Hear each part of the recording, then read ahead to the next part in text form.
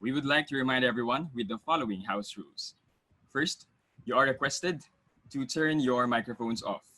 This is to help the active speaker focus on what is being delivered, as well as to help you focus on the active speaker's audio. You may opt to turn your cameras off as well. For the presenters, please turn your cameras and microphones on during the open forum. Second, you are encouraged to ask questions to our speaker and oral presenters using the Zoom chat box. Kindly send your questions directly to Ms. Gladys Malco. These questions will be acknowledged and asked by your host at an allotted time at the end of the presentation. Third, you are reminded that this conference is also streamed real-time to selected audiences via YouTube and Facebook.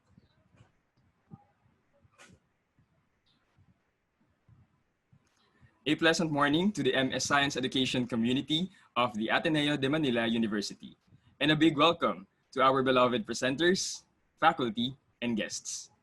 Thank you for your virtual presence in the AteneoServe 2020, Science Educators and Researchers in Virtual Engagement, with the theme, Digital Transformation to Address the New Reality in Science Education. I am Mr. Mark Ordonio, MS Science Education Batch 2019, and I will be your Master of Ceremony for the duration of this conference. Let us begin our program with a prayer in the name of the Father, the Son, the Holy Spirit. Amen. Dear Lord, we are very thankful for today for this opportunity you have given to us. This opportunity to share our knowledge, our learnings, all our research-based learnings, to share this to the educators who are interested in serving the people by showing that because of these results of our studies, we can do something. We can serve, we can teach, we can suggest change, we can be the catalysts that this country needs. Thank you, Lord, for every opportunity that you give to us, for the fuel, for the life, for the energy, for everything that help us to become the person that you wanted us to be. Please guide the people behind this conference, as well as all the presenters and speakers for the 3-day conference. May we ask for your blessing so that everybody and everything would be fine for the entire duration. This all we ask in Jesus' name, amen. In the name of the Father, the Son, the Holy Spirit, amen. The AteneoServe 2020 is designed to provide a venue for science educators and researchers to present the highlights of their most recent studies. The School of Science and Engineering of the Ateneo de Manila University, in collaboration with the alumni and students of the MS Science Education program of the Department of Biology, hosts its first online science education conference to promote academic continuity and teacher empowerment as a proactive attempt to regain control of learning amidst the challenges faced in the new normal. May we now call on the Dean of the School of Science and Engineering of the Ateneo de Manila University, Dr. Evangeline Bautista, to give the opening remarks. Good morning. Welcome to the first AteneoServe 2020. The theme of the conference is Digital Transformation to Address the New Reality in Science Education, and I could not have chosen a more relevant theme. This conference has been organized by graduates and former CBP SME scholars of our science education program. The presenters are also our graduates together with our current students. I cannot be more proud of this group. From the first batch, which graduated in 2016, we already have graduated 31 students, and 21 of them are DOST CBP SME scholars. Our graduation rate has been almost perfect until 2020. Still, we expect all our DOST scholars to graduate December this year, so considering all that we are all going through, a delay of 6 months may not be so bad. 2020 is not an easy year, but it still bears its gifts. Because of it, we are able to reinvent education and its delivery and to expand pedagogy in the sciences. And because of 2020, we are all together in a virtual environment, exchanging ideas and becoming better. I believe that if we survive this, we will find ourselves with better teachers with a wider expanse of skills. And more importantly, we will have a more inclusive and flexible science education program. So I would like to thank our excellent faculty members who were able to quickly adapt to the changes and at the same time who were able to graduate students who can do the same. Also, I would like to thank the Science Education Institute for making all these possible. I do not think we would have been able to find these students and guide them through the program without the support of the scholarship. Most importantly, I would like to thank Dr. Giuseppe Bio for her unwavering support and always having the time to talk to our students. I don't know if you realize the gift that you are to our students, ma'am. The talk that you gave last year will always be remembered as one of the most inspiring that we have ever heard. Thank you. Finally, I congratulate the organizing committee led by Dr. Catherine Lagunsad and Ms. Gladys Malto and thank the staff of the SOSE Dean's Office together with Mr. Paulo Gonzalez and Mr. Winfer Tabares for all the difficult stuff that they have done. And once again, I welcome everyone to AteneoServe and I wish everyone a productive and rewarding conference. Thank you. Thank you very much, Dr. Bautista, for leading us for the opening of the program. The insights that you have given to this speech has given us what would be the preview for this conference. At this point, may I now call on Ms. Laika Lamoste, AteneoServe co-chair from the MS Science Education Batch 2018, to introduce our keynote speaker. Thank you very much, Sir Mark. A pleasant morning to everyone. To the Dean of the School of Science Engineering, Dr. Evangeline P. Bautista. To the Science Education Program Coordinator, Dr. Catherine Genevieve Bilagonsad. To our distinguished guest faculty, researchers, fellow DOST scholars, and MSSC alumni and participants, good morning. It is an honor for me to introduce our guest for this first Science Educators and Researchers Virtual Engagement 2020. Dr. Giuseppe Bio is currently the Director of the Department of Science and Technology, Science Education Institute. She obtained her DS Biological Sciences from University of the Philippines, Visayas, and received her master's and PhD degrees both in biology from De La Salle University. Dr. Bio is an educator with 25 years of teaching experience. In 1995, Dr. Bio accepted a science teaching position at the Philippine Science High School Western Visayas campus. In her 3 years in the campus, she developed an educational philosophy that fosters a culture of science. She often brought her students to the field where they studied wildlife in the mountains of Panay Island. They conducted studies on the possible medicinal properties of flora and fauna around their provinces like mangroves, seagrass, and corals. Dr. Bia's hard work and dedication paid off. Her students were able to produce their own noteworthy researches. They conducted studies in biology, marine ecology, physics, and robotics, among others. From 2011 to 2014, she served as the executive director of the Philippine Science High School System. She has received national and international recognition for her contributions to science and education. Among her awards are the International Excellence in Teaching Award during the Intel International Science and Engineering Fair in Kentucky, USA, the Philip Award by the Filipino-American community in the US, and the Naturalist Intelligence Award by the Multiple Intelligence International School. In addition, Dr. Bio is a recipient of Outstanding Teacher of the Philippines, 10 Outstanding Young Filipinos Award for Metrobank Foundation's Continuing Excellence and Service, Lingkod Bayan Award, and the 50 Great Men and Women in Science by the Department of Science and Technology and Education Leadership Award by CMO Asia in Singapore, among others.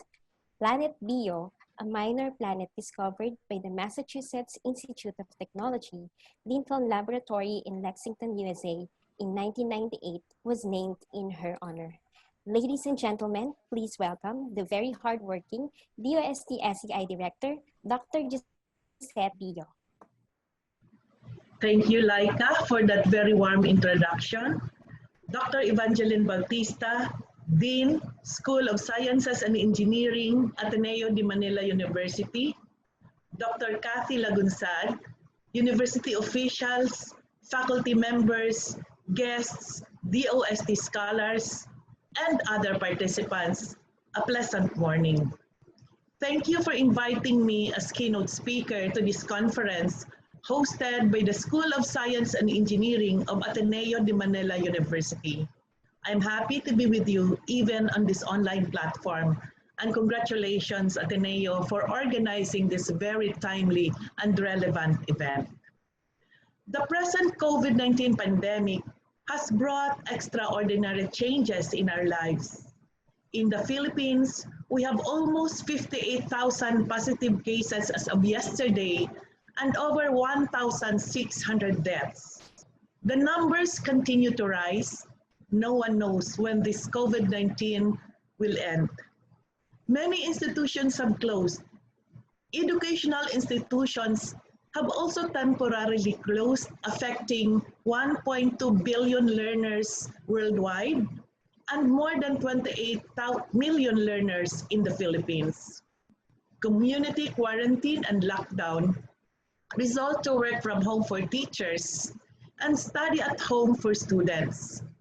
This coming school year, DepEd and CHED will adopt distance learning, e-learning, blended learning, and other learning delivery modes.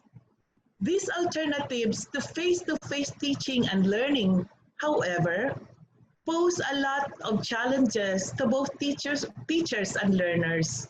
Some of these challenges include limited access to internet, no gadgets, poor students and teachers who cannot afford to pay internet connectivity.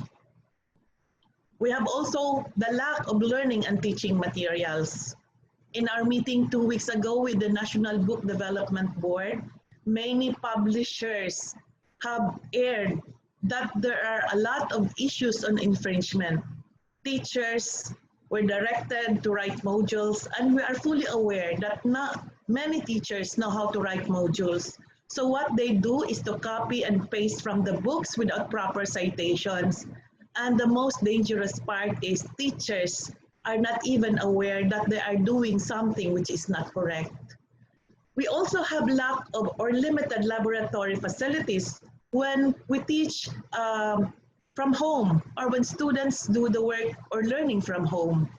And another big question is, how do we assess students' performance when they are listening in the radio or watching the lessons on YouTube or on television? I think teachers, this is another avenue for research. Maybe you can develop a framework and toolkits on assessing students' performance using these various delivery modes, and you can distribute or share these toolkits to other teachers. Amidst these challenges, however, learning should not stop. And how does Science Education Institute respond to the challenges in Philippine education under the new normal? Science Education Institute is the science and technology human resource development arm of the Philippines. So we increased the number of science and technology, engineering, and mathematics human resources through our 3 big programs. 95% of our budget goes to scholarships, both at the undergraduate and graduate levels. And at the graduate levels, we also offer foreign scholarships in priority areas. We conduct science promotion activities for elementary and high school students so that young people will be interested in pursuing STEM careers in the future.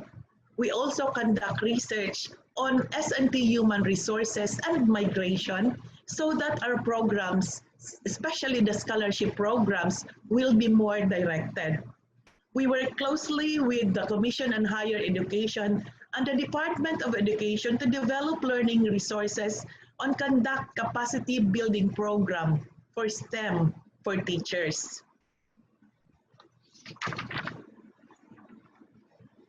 To protect our learners and help prevent the spread of COVID-19, we have changed some components of our science promotion activities. Science Education Institute has two mobile science interactive facilities. I think these are the only mobile learning facilities in the country.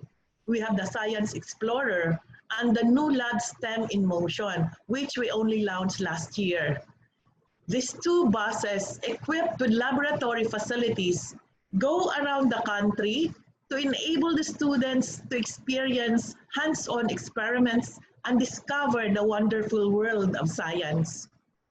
With off-campus and in-campus face-to-face co-curricular activities restricted by DepEd, as well as travel restrictions imposed to prevent the further spread of virus that causes COVID-19, two new components that will use radio and internet were created to continue STEM promotion and education among students. Science Explorer, which is intended for elementary and junior high school, will feature Radyo Eskwela, and the new lab bus will feature Tuklas Siyensya. Tuklas Siyensya sa Eskwela will feature 15 STEM video modules running for 20 minutes each. The modules are developed by experts and scientists from the academe. SEI will broadcast one episode weekly starting September to December 2020 using online social media platforms such as Facebook, YouTube as channels for information dissemination. We will also tap some TV stations to run the program. The STEM video modules will serve as alternative learning resources for students, accompanied with instructional materials for teachers as well as parents at the high school level. Topics will cut across different disciplines. DOST SEI will implement this program in cooperation with DepEd, DOST regional offices, and our media partners. Radyo Eskwela, on the other hand, which is designed for elementary and junior high school students, will feature 20 modules running for 30 minutes each. The modules are based from existing STEM modules in the Science Explorer developed by experts in the field of STEM and converted into radio stories by professional radio talents. Radyo Eskwela will broadcast one episode per week via community radio. The STEM radio modules will serve as alternative learning resources for elementary students, accompanied with teacher's guide, as well as notes for parents, which will be distributed through the DOST regional offices and can also be downloaded from the SEI website. DOST has also developed 132 interactive self-learning modules for teaching mathematics from grades 1 to 8 and for teaching science from grades 7 to 8. These modules were developed for more than 2 years, from conceptualization, lesson writing, module writing, script writing, animation, digitization, and were pilot tested in 20 schools nationwide. The CDs of the learning modules are freely given to teachers or to parents if they want it. You can request that also from the Science Education Institute. These modules can also be downloaded at the SEI website. Currently, we have lessons for grades 9 to 10 and are being readied for animation and digitization. Science teachers training through webinars are also ongoing through our Project STAR, or Science Teacher Academy for the regions, which is being done in cooperation with DepEd and our partner universities. We also give online orientation to teachers on the use of DOST coursewares for teaching and learning. From April to June, we have trained over 6,000 teachers nationwide using the online platform. And for next week's session, we have almost 2,000 registrants from the Cordillera Administrative Region and over 1,000 from Davao. We're still receiving a lot of requests nationwide for teacher training. At first, we thought that due to the community quarantine and lockdown, SEI operations will slow down, but it did not.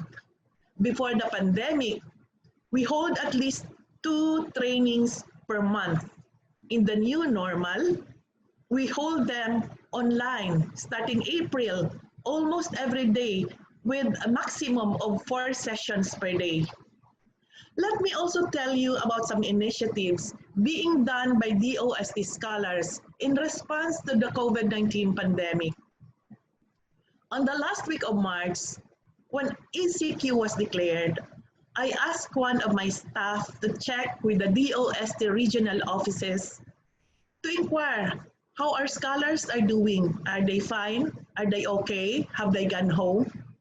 I was surprised to learn that many of them have gone out of their homes to extend help to those in need. In fact, I was so surprised to learn that there was spontaneous volunteerism among our scholars nationwide. Thus, we make it a point to document and monitor these volunteering works of our scholars. Many scholars were involved in relief operation, distribution, and packing of goods.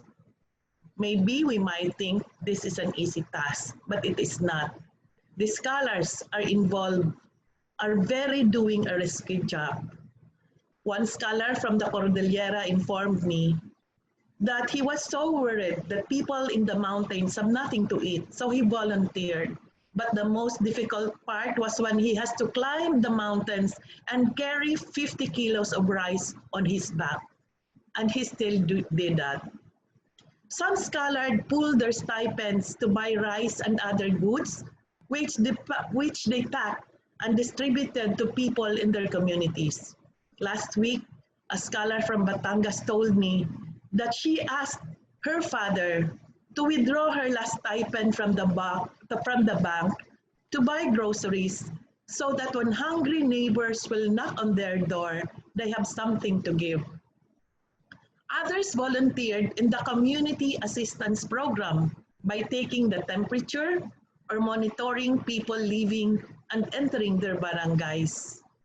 Those who have access to their university laboratories produce isopropyl alcohol, next slide please, which they distributed to frontliners and hospitals. Those with 3D printers produce face masks and face shields, which they gave to frontliners and hospitals. Others help in the production of PPEs. Many scholars also volunteered in the Social Amelioration Program of DSWD. They analyzed and encoded data, conducted some interviews, and provided logistical support. They told me that sometimes they have to work from 8 o'clock in the morning until 9 o'clock in the evening, and they had to do that every day because there were just a lot of people lining up to get the social amelioration program. And some were even threatened when people realized that they are not in the SAP list. So this is also very, very, very risky. Some graduate scholars helped in validating COVID test kits developed by a team from UPPGH. They analyzed DNAs from COVID positive or suspected COVID persons. 2 graduate scholars based in Iloilo did epidemiological modeling to help Region 6. LGUs prepared resources for their hospitals and health facilities based on the results developed from this modeling. So results of their analysis are given to mayors and governors in aid of policy making. A group of graduate scholars, I think these are teachers, who are teaching at the Philippine Normal University, organized Project Hero. Their objective is to provide baby-friendly and healthy food to babies from 4 to 24 months old. They have generated a lot of support, and in fact, from April to May, they were able to distribute food to 5,000 households at the National Capital Region. Our Bangon Marawi scholars, I'm sure you have remembered this group when we had our Patrio training in Iloilo. They named their batch Team Batis, and these are from MSU Marawi. So during the Marawi siege, many of them lost their homes, their parents lost their jobs, some of them even lost their families, and SEI responded immediately by going to Marawi and identifying these scholars both at the both teachers and at the undergraduate level. And we allow them to go back to school by providing scholarships to 250 victims. And we're happy to note that for the first batch, 170 have already graduated. We have produced 9 cum laudes and 3 magna cum laudes from the first batch. And for the second batch, we have provided again scholarships for 220 young people from Marawi. Now that the country is in danger and is in crisis, they thought that it's their time to give back. So they pulled their stipends, they bought sacks of rice and other goods, and they distributed this in Muslim communities, both in Lanao del Sur and in Lanao del Norte. We have 26 MS PhD or MD PhD scholars, next slide please, studying at UPPGH who underwent training and now are currently volunteering at the COVID testing centers here at the National Capital Region and elsewhere. We have graduate scholars also volunteering at RITM, Research Institute for Tropical Medicine, and also at the Philippine Genome Center. Their work is also related to gathering data and testing COVID and also other patients. We have 47 undergraduate scholar volunteers deployed in 15 regional DOH centers. They are using the FASTER application system developed by a team of researchers from Ateneo de Manila University. After being trained to use the application, they encode data gathered by DOH in the regions and perform data analysis to create a predictive model for COVID-19, which allows forecasting of possible cases in a given area at a specified period of time. When the DO secretary knew that our scholars are volunteering, siya mismo ang sumulat to tap our scholars na humawak nitong application system para matulungan ang mga regions. In that picture, you can see a boy presenting. 2 weeks pa lang siya na-deploy sa Region 8. He was able to do some analysis of the data, and in that picture, nagpe-present siya sa mga DOH officials and health workers, as well as to the local government officials of Region 8. So 47 of them are currently deployed. Well, 2 got infected with COVID, but well, this is a very risky job also. Pero ngayon, happy din ako na okay na sila. And the good news was that they are temporarily absorbed and hired by DOH in the region until December or until vacation pa, and they cannot go to the university on a face-to-face basis because they can also work from home. To sustain the volunteerism of our scholars, starting April, I hold a weekly webinar that is every Friday entitled Science Scholar Volunteerism, the New Normal in Responsive Citizenry. So every Friday, we have attendees from 300 or more undergraduate scholars. At saka yung ibang graduate scholars naman, they are joining. No? I am doing this para marinig ko yung actual na ginagawa nila at para malalaman ko din kung paano kami makatulong. At saka maganda ding marinig kung ano ang mga challenges so that we can better improve our program. And currently, we have a new module for the second webinar series, which is entitled Deepening Civic Leadership and Humanitarianism Among Patriot Scholars Through Sectoral Initiatives in the New Normal. Sa session na to, we will already focus their volunteer work in 5 sectoral groups. One in education, kasi marami din sa kanila ang nagbo-volunteer by giving tutorial lessons to elementary students and even to those high school students who would like to apply for the DOST scholarships. Then also another sector in health, kasi marami din tayong volunteers along health sector. Another is livelihood. There is a scholar last week from Pamantasan Lungsod ng Manila na sinabi niya sa akin, nag-organize sila, nagbenta sila ng mga plastic bottles, nag-generate sila ng finances by doing other jobs, and even online concerts, and they were able to generate 340,000 pesos na binigay nila sa mga jeepney drivers. And another is on agriculture, kasi maraming volunteers din ang nagsasabi that they are advocating yung gardening at home for food security and also for the environment. I am sure that there are a lot more volunteering efforts which SEI is not able to document. I encourage all of you to please help in whatever capacity that you can do. I have read the titles of your paper presentations.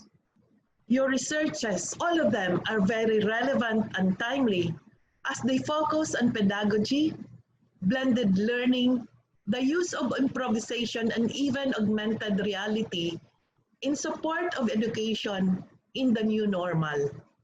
Others focused on assessment of students' performance. In the Senate hearing on education, which I attended 2 weeks ago, senators were asking that because our lawmakers are really very worried on how they are going to assess students' performance using self-learning, distance learning modules, or listening on the TV or watching radio. Teachers, this can be another area of research. Maybe you can come up with a framework and develop toolkits which you can share with other teachers so we can have relevant performance of our students' activities or students' performance in this new normal. I also saw your papers on innovative lessons geared towards sustainability, agriculture, environmental literacy, and disaster preparedness. I think one of the papers focused on the use of Hazard Hunter for assessing hazards. I think that tool or app can be learned by high school students, college students, and even out-of-school youth, such that when they learn to use this application, they can help their communities to do community risk profiling and share the results with the local government units, the barangay officials, and in this way, they can help the community prepare for disaster.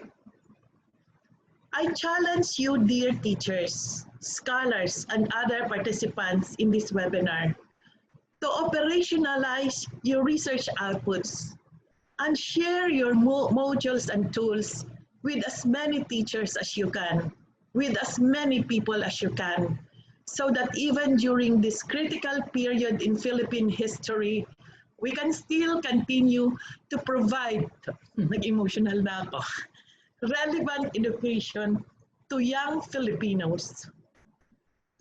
In these very difficult times, no amount of help is too little or too big.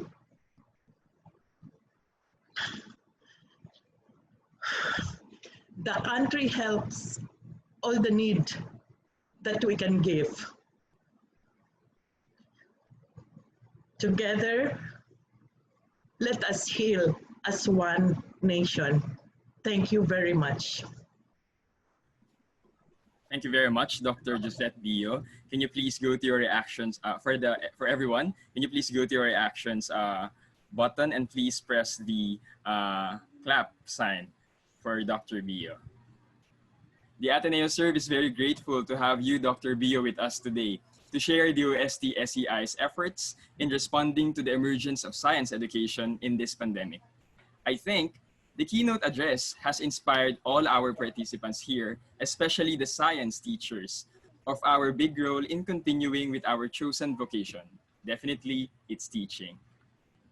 At this point, we have our open forum. Please allow me to read some questions that have been sent at the Zoom chat box. We have one question, Dr. Bio. Dr. Bio, good morning.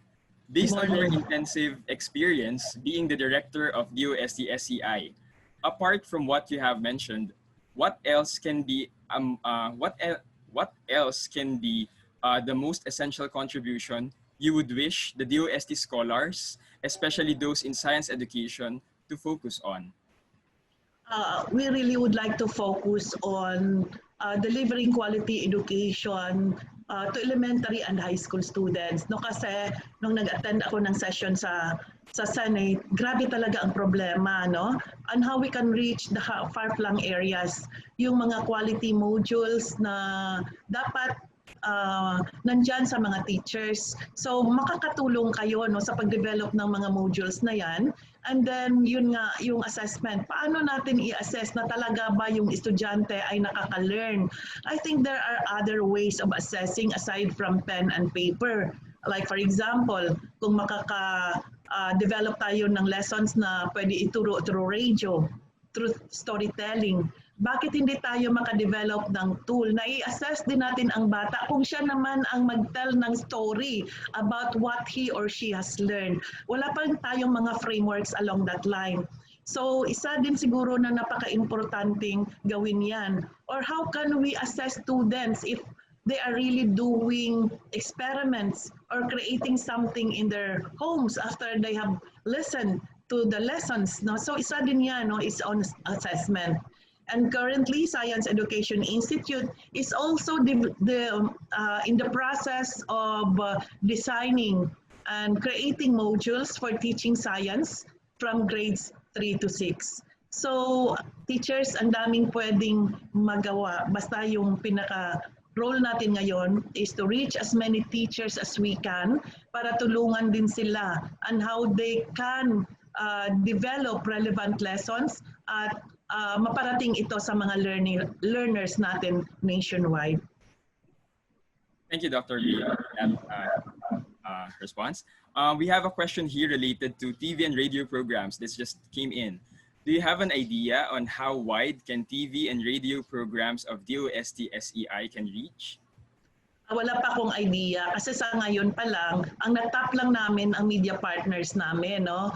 Parang isang TV station pa lang and several radio stations. Ang balak namin talaga nito is pag na-launch na namin initially itong mga modules, i-turn over namin sa DepEd kasi baka malaki ang budget ng DepEd for TV stations kasi mahal ang airtime, no? At saka marami din silang mga partners sa media.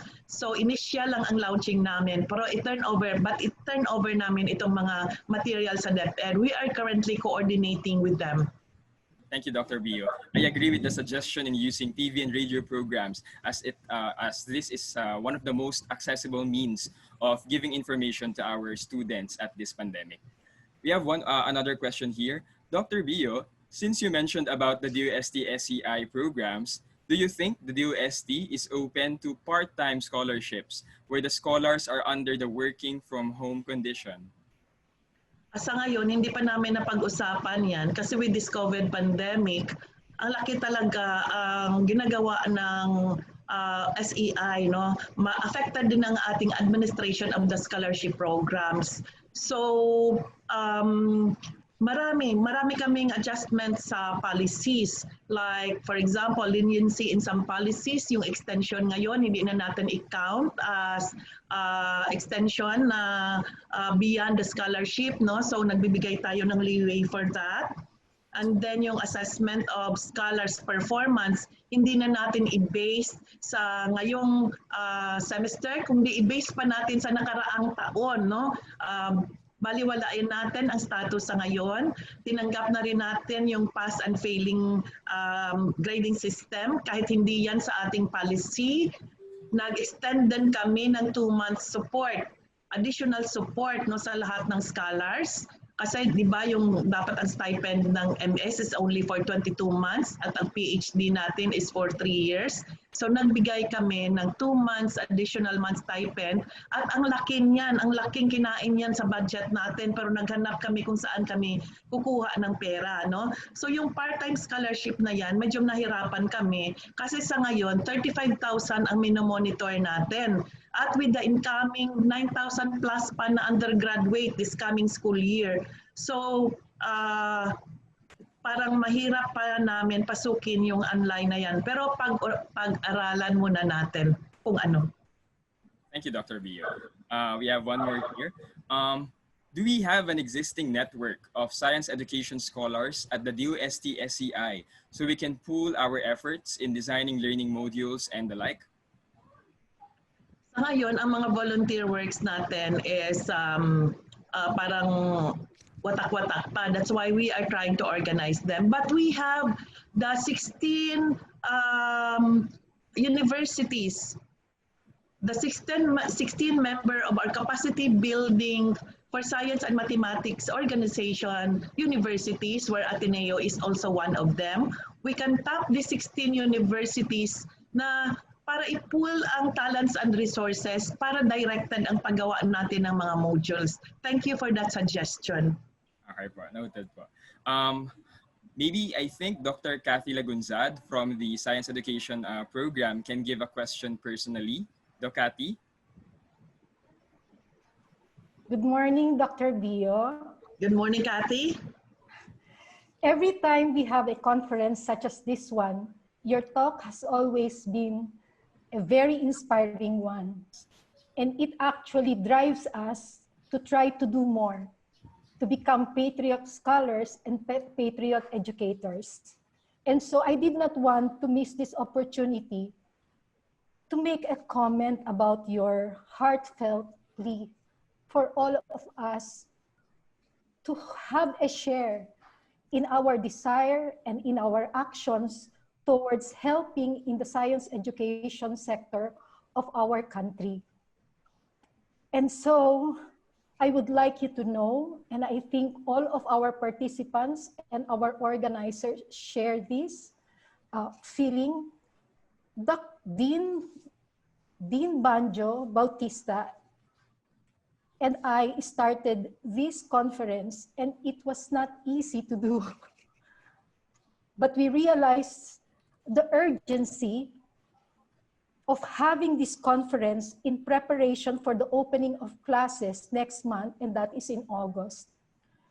We just would like to assure you that you have our full support.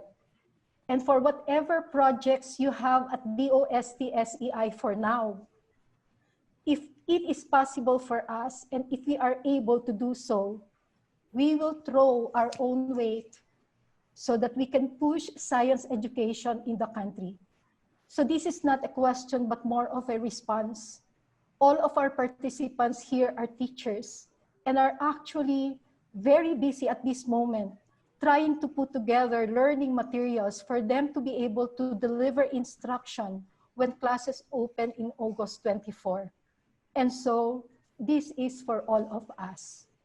Thank you, Dr. Bio, for leading us in this advocacy and in this mission in order to elevate science education in the country and make it accessible to the smallest member, to the farthest, to the most far-flung areas of the country, even those who do not have access to online learning materials. Thank you very much. Thank you very much, Kathy. It's very heartwarming to know of the so many initiatives of our teachers. And I just would like to request that maybe one of these days we can hold, or SEI can hold, a webinar series also, just like what we are doing with some other undergraduate scholars for the participants today, most especially from our scholars from Ateneo, so that we can also listen to what they are doing para naman maging united ang efforts natin, and we can also see, SEI will also see in what aspect we can do to help. Yung marinig mo lang yung mga boses ng mga teachers natin at malaman na marami pala silang initiative na kakataba yan ng puso, and it gives us more courage to go on. So at this point in time, yun lang ang hinihingi ko. We will communicate with you. Gusto din namin marinig ang ating mga participants through a webinar series. This is only a 2-hour meeting which we hold every Friday. So I wish to schedule a meeting with you. Thank you very much. Thank you, Dr. Bio. Thank you, Dr. Kathy, and thank you, Dr. Vio. I think we don't have any questions here, but we have suggestions, however. Allow me, please, to read this. We have here from the Miss Rona Federizo from the National Teachers College. Dr. Vio, we already have available do-it-yourself or DIY science activities for chemistry and physics. We would love other teachers to utilize it on their module for correspondence learning. When are we going to submit po? They can submit that to me anytime, no? So titingnan natin and can replicate that and distribute that to other schools.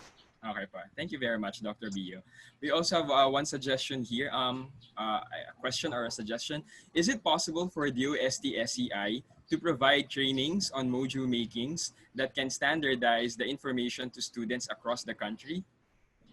Okay, we will take note of that. We will take note of that also. Thank you very much, Dr. Bio, for being very open for that suggestion.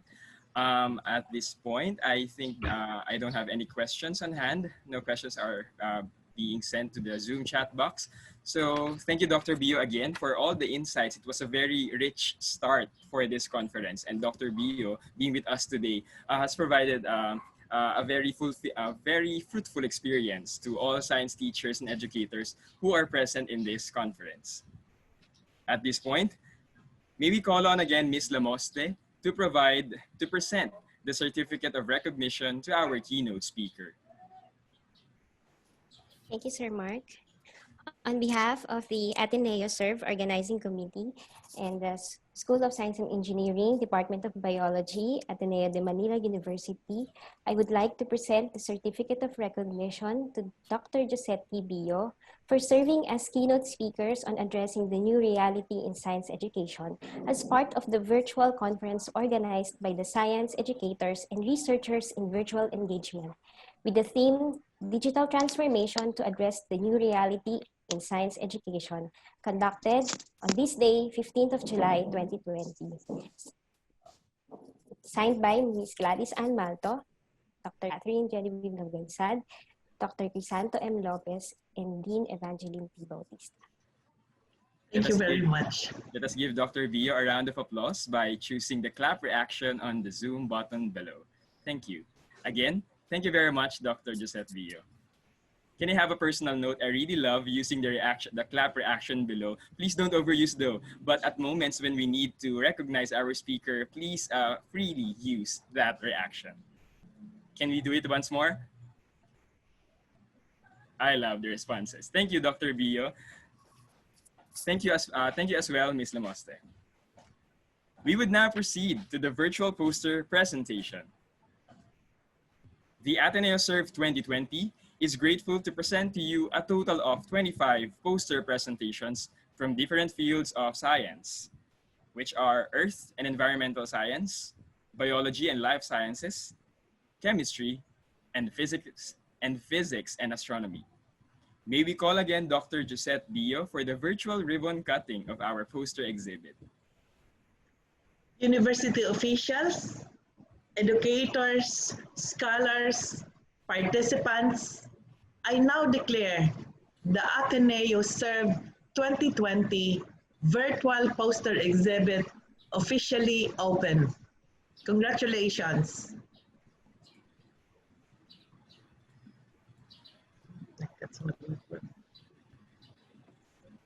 Welcome to the Ateneo Science Educators and Researchers in Virtual Engagement 2020 Virtual Poster Exhibit.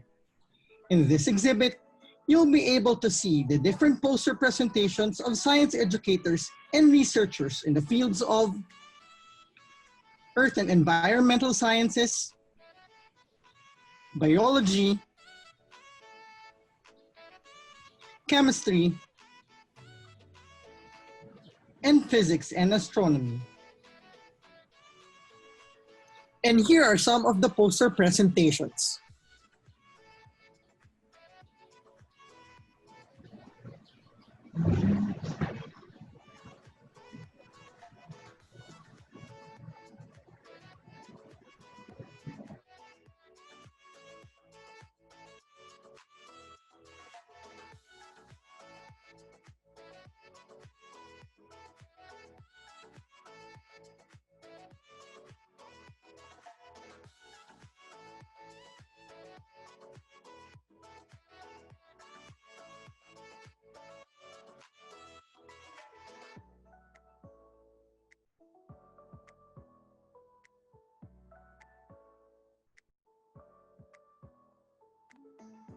To view each poster presentation, click on the poster picture.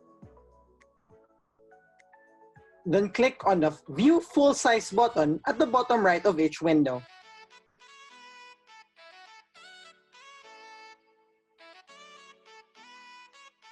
We encourage everyone to leave your questions or recommendations through the comment section of each poster presentation.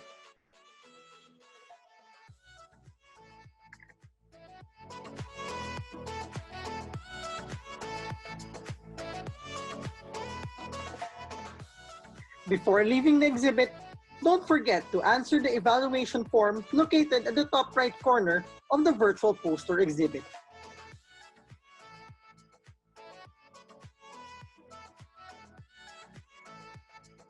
Thank you very much for joining us in this virtual poster exhibit. We hope you enjoy each poster presentation. Good day.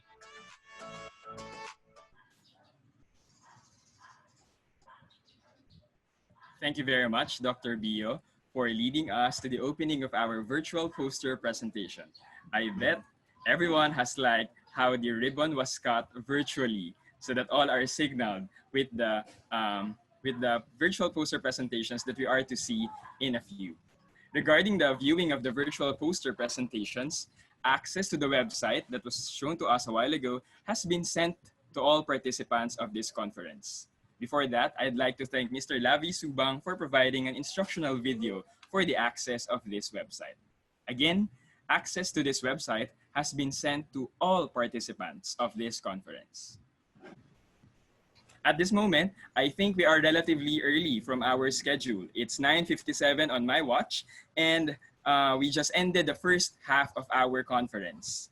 Thank you for those who were able to make it to the first part of the conference, but please don't leave yet. We'll be just having a 5-minute health break. The program will resume in a few. Again, we will have a 5-minute health break. The program will resume in a few. Thank you very much. We are now in the second half of today's program, where we showcase the oral presentations. We are grateful to present to you a total of 15 oral presentations divided into 5 streams.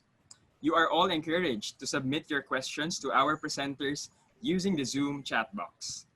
Kindly send your questions directly or privately to Miss Gladys Malto. Again, clarification, all questions should be forwarded to Miss Gladys Malto only. Again, all questions should be sent directly or privately using the Zoom chat box only to Miss Gladys Malto. We will begin with the stream on digital transformation, bridging science classrooms into digital platforms. Our sole presenter for this stream would discuss their study entitled A New Remote Reality, AR as a Support to Education in Crisis Situation. Please welcome Ms. Laika Lamoste.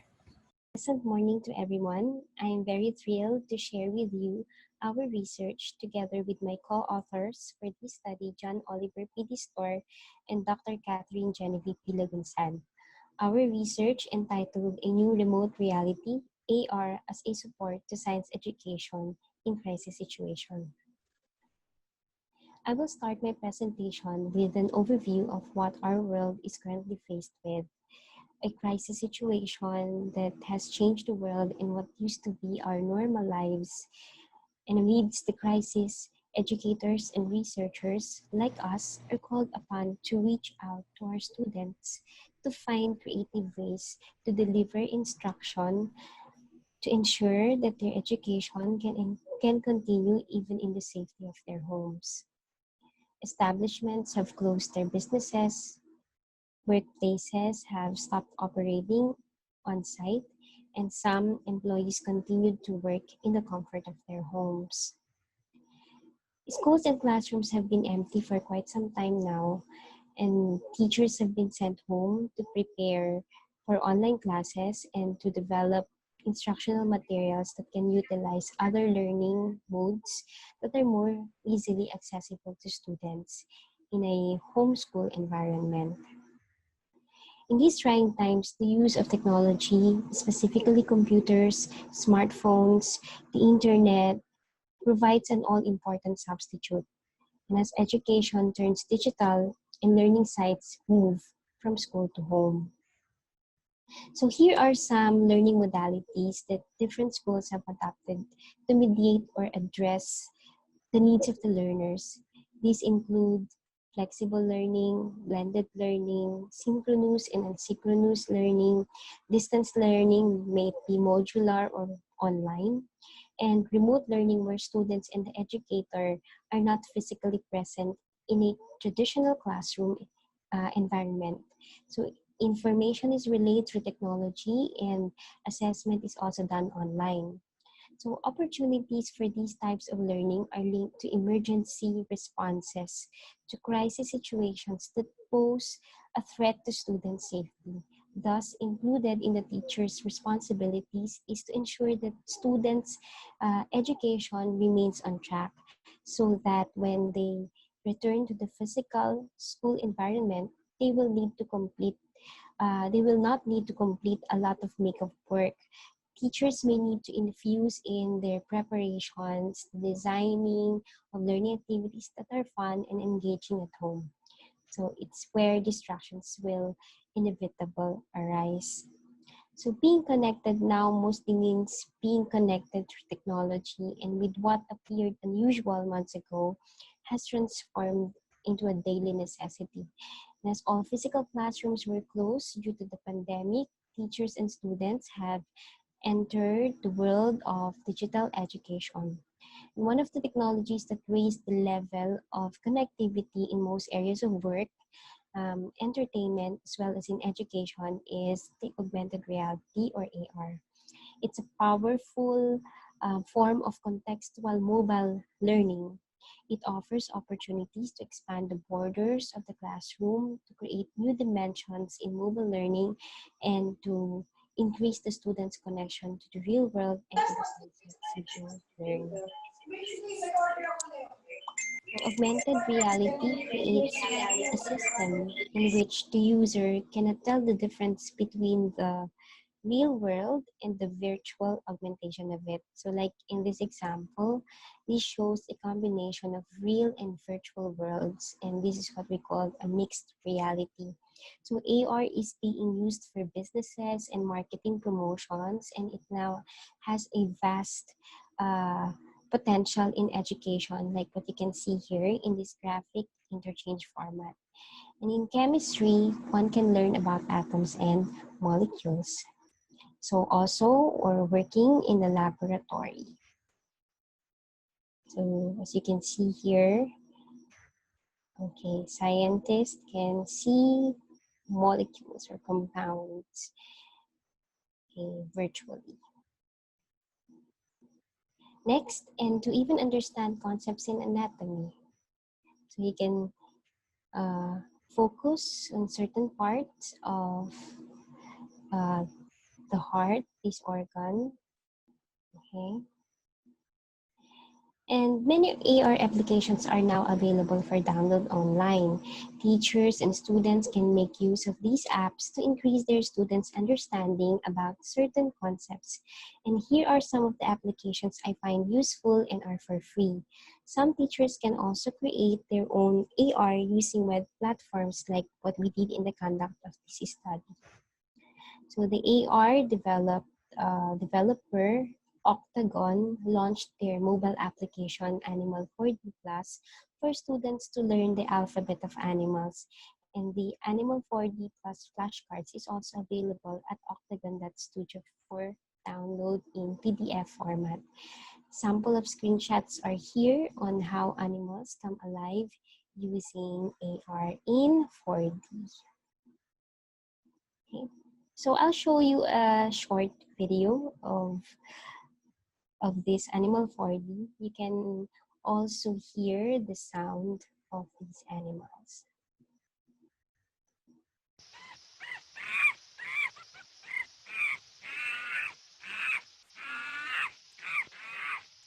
Ang nakikita namin because hindi naman tayo clear pa rin sa enrollment natin since we have already done in June and July. Next, many AR applications are available for download online, and teachers and students can also make use of them to increase concept understanding. And of another AR app that would make students explore and understand some concepts in science is Zapar. So during this crisis, Zapar launched two of their AR workbooks for remote learning, which can be downloaded for free for a limited time. So let us look at the preview on how AR works on these workbooks.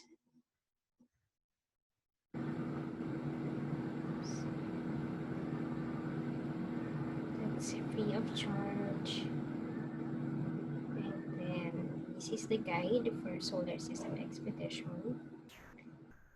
Okay. Can now explore the solar system. There.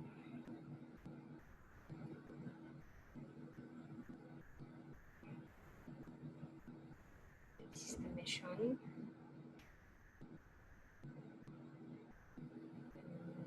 Let's try to use the Zapar for this workbook.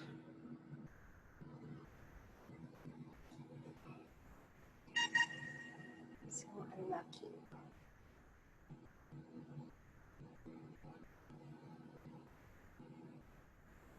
So let's see.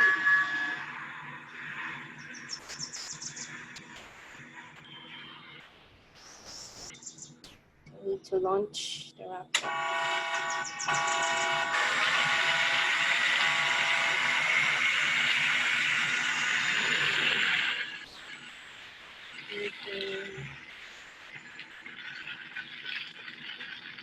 Oh. Oh.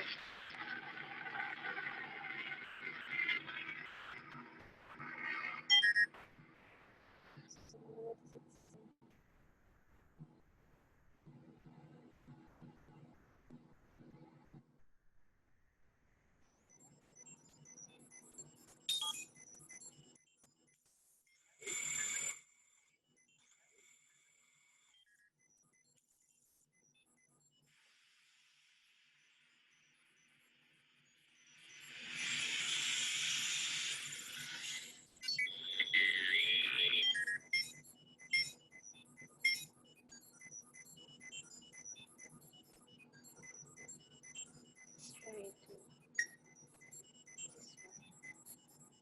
So this is students would need to do on their workbook.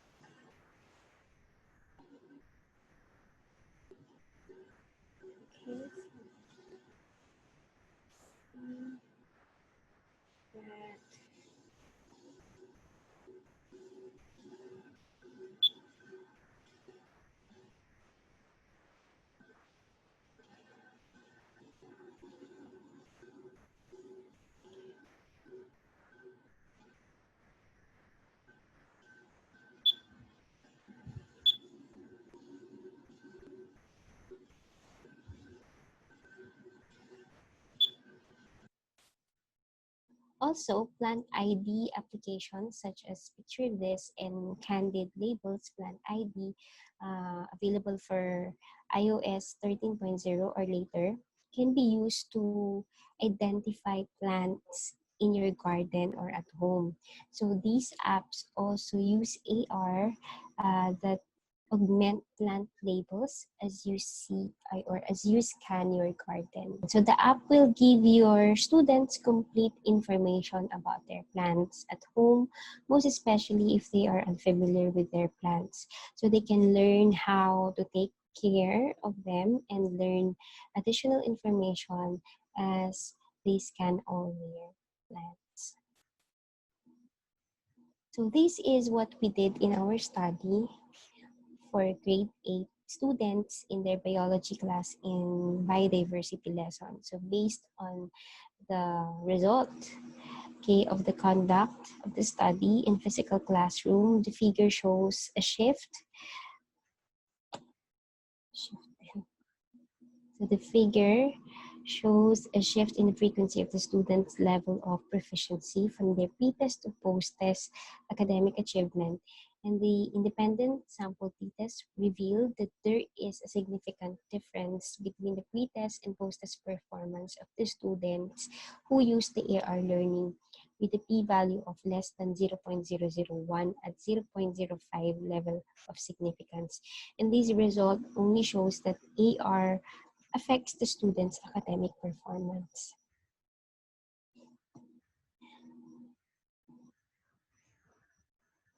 So indeed, with the pandemic crisis yet unresolved, schools may not be able to conduct important co-curricular activities such as attending exhibitions, visiting museums, or going on educational tours for a long period of time. And to keep students engaged and motivated, AR can be used by students to learn about science, to explore biodiversity, or to understand the content of a book better because of the additional information it can provide, and integrating the advantages of this technology for remote learning when used effectively by educators, and students can make learning more meaningful and engaging, especially as a response to the realities of the times, class suspensions in crisis situations such as typhoons, floods, volcanic eruptions, and earthquakes. And AR can bring a semblance of a distant real world into every student's home to create a more conducive learning environment. And that ends my presentation. Thank you for listening. You may also view our virtual poster presentation to get guidance on how to use and do AR. And we would like I would like to also express deepest gratitude to the DOST-SEI, especially to Dr. Josette Dio for the funding and trust for the conduct of this study, the Ateneo de Manila University, especially the Dean of the School of Science Engineering, Dr. Evangeline P. Bautista, for the unwavering support, my co-authors and advisor, Dr. Catherine Legunsad, for sharing her expertise for the completion of this study. And of course, AteneoServe 2020 for the opportunity to showcase this study in this time of crisis. Thank you very much. Thank you very much, Ms. Laika Lamoste, for your research about AR or augmented reality. Again, for everyone, please be reminded that your questions will be entertained at the end of the second set of oral presentations just for today. For all of your questions, kindly have this sent directly or privately to Ms. Gladys Ann Malto. Again, for the questions, please make sure that you give the name of the presenter or his or her topic so we can help the presenters to answer the question properly. Our second stream would delve on teaching strategies that would not require an internet connection, which most students and faculty as well find as a limitation to undergo learning given this pandemic. For the stream, alternative distance learning systems in the absence of internet access, we'll be having 4 presentations as follows. Practicing students' science process skills through pocket gardening to be presented by Ms. Marvis Joyce Ong. Learning electromagnetism using microscale physics lab kits at home and context-based modular activities in junior high school to be presented by Mr. Richard Zagal. Do-it-yourself chemistry experiments for academic achievement and 21st century skills of students to be presented by Ms. Corina Samin. And the use of Lego kits as manipulatives, the academic performance, and the spatial ability of grade 9 science students to be presented by Mr. Lavi Cornel Suba. Please welcome our oral presentations for Stream B. Good morning, everyone. On behalf of Ms. Lamose and Mr. Distor, I am here to share to you our study entitled Practicing Students' Science Process Skills Through Pocket Gardening. This pandemic has brought havoc all around the globe. Many sectors were affected, such as health, economy, food, and most especially education. This pandemic caused us to cancel the face-to-face classes until the vaccine against COVID-19 becomes available. To make sure that learning remains unhampered as the country battles the pandemic, the Department of Education will be implementing a distance learning approach when classes start on August 24. In addition, the agency also prepared an abridged version of the curriculum which they refer to as the most essential learning competencies or MELCs. As defined in the guidelines of implementing the most essential learning competencies, the distance learning means that this is a learning delivery mode where interaction takes place between the teacher and the students who are geographically remote from each other during instruction. This means lessons will be delivered outside the traditional face-to-face setup. As for the MELCs, the people behind the creation of this abridged curriculum consider the following characteristics, as you can see on the screen. For us, the authors, numbers 3 and 4 are the most important characteristics. Moreover, again, based on the guidelines, in determining the criteria for the selection of the most essential learning competencies, descriptor endurance was considered to be the primary determining factor. A learning competency is considered enduring if it remains with the learners long after a test or unit of study is completed, or if it is useful beyond a single test or unit of study. So example of such learning competencies are as follows: writing, map reading, reading comprehension, research skills, hypothesis testing, and which are essential in many professions and everyday life.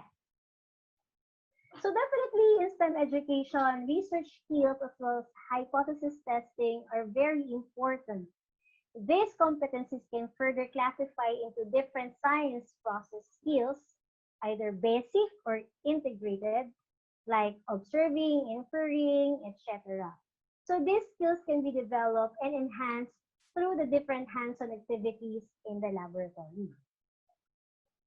But the big question is, how are we going to achieve these competencies in the laboratory if we have limited facilities at home? Then we go back to the basics. What are the simple things that we can do at home that are worthwhile, productive, and relatively easy to do? And at the same time, we hit two birds with one stone, in which the tasks that the students are assigned to do can develop their science process skills and solve another problem caused by the pandemic, which is food security. So what can we make them do? Then we can ask them to do pocket gardening. So pocket gardening is a technique in which small spaces, areas, or containers are utilized for planting, whether ornamental or crop yielding products. So from this activity, we can gain the following. So we can have our own living laboratory at home, which addresses the problem of not having a lab facility and materials at home. Another, students will be able to improvise their materials since the laboratory apparatus are only limited in our lab. Now, they can do scientific investigations at home. They can learn about planting techniques. They can utilize small spaces, especially in urban areas. They can have their own source of food, and definitely this activity promotes asynchronous learning. So what did we actually do? We integrated the pocket gardening in their mini investigatory project while they're at home. In this work, learning materials were prepared for the new normal education by fusing science investigation and gardening to provide new experience to our students. Students develop experimental design, uh, uh, gather data as they attend their garden, practice their analytical and critical thinking skills as they analyze their observations, and thought of ways on how to improve their pocket gardens to yield more fresh produce. So in addition, we use the Google Classroom in disseminating the information to our students. But take note, this is an asynchronous activity. So here is the PubMat that we gave to our students, which contains the guidelines for their mini investigatory project. So we made it sure that everything is clear in their guidelines so they will be properly guided as they do their scientific investigation. Now, let us look into the outcome. Okay, so here is a poster made by the student as a final output of her mini IP. Notice that we asked them to put everything, like the variables, since our goal here is for them to be familiar with the step-by-step process in doing scientific investigation. By the way, before they implement their experiment, we also ask them to submit their proposal that contains their experimental design. So they will only conduct their experiment when their proposal is already approved. So this process exposes them on the preliminaries of conducting research. That is planning a well-designed experiment. And also this led them in planning for their pocket gardens. So here's another poster. Okay. Now, aside from poster, they also have other options of presenting their final output like PowerPoint presentation and video or blog type video. So what we have here are the combined PowerPoint slides of one of the students' output. So another feature of this activity is that we let the students choose their way of presenting their IP, which caters their differences as individuals. They had the chance to choose the media which they are most comfortable with. So again, some slides from the students' output. So here are some takeaways of the students after doing their activity. So one of the students had this realization, and according to him, and I quote, "This gives us information on which plants to grow for quick food during a survival situation or outbreak. This also left me a garden of plants to grow for both enjoyment and fun." Another student said, "Although yung spaces natin are smaller, all the important po to study the efficiency ng seeds para po the little few that we plant in our small spaces will grow well and we get good yields." Some are able to find ways on how to carry out their pocket gardens, as you can see on the screen. So they use the available materials at home.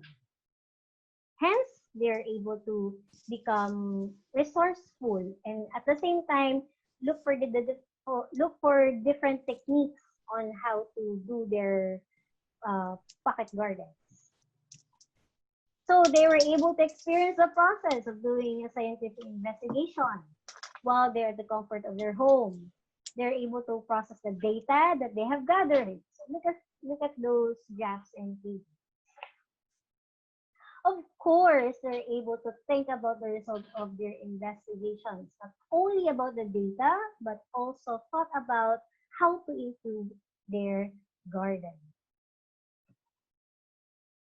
Now, as per the conclusion, this study, particularly the activity given to the students, enabled them to learn the value of planting while honing their science process skills through scientific investigation. Okay? Now, we would like to express our gratitude to the following people and institutions. And to end my presentation, let me read this quote from Mahatma Gandhi.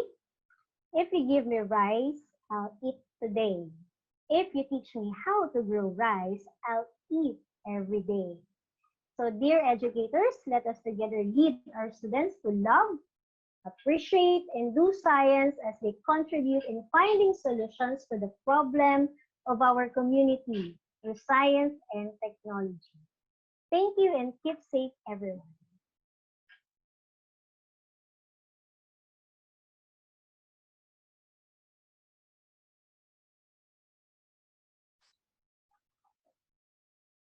Hi, welcome to Stream B.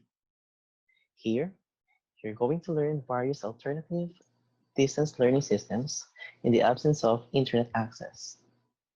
Today, you will learn how to explore microscale physics lab kits at home and context-based modular activities in teaching electromagnetism. Before I proceed, I would like to acknowledge the co-authors of this study, Dr. Joel T. Makili and Dr. Nestor S. Valera, faculty members of Ateneo de Manila University.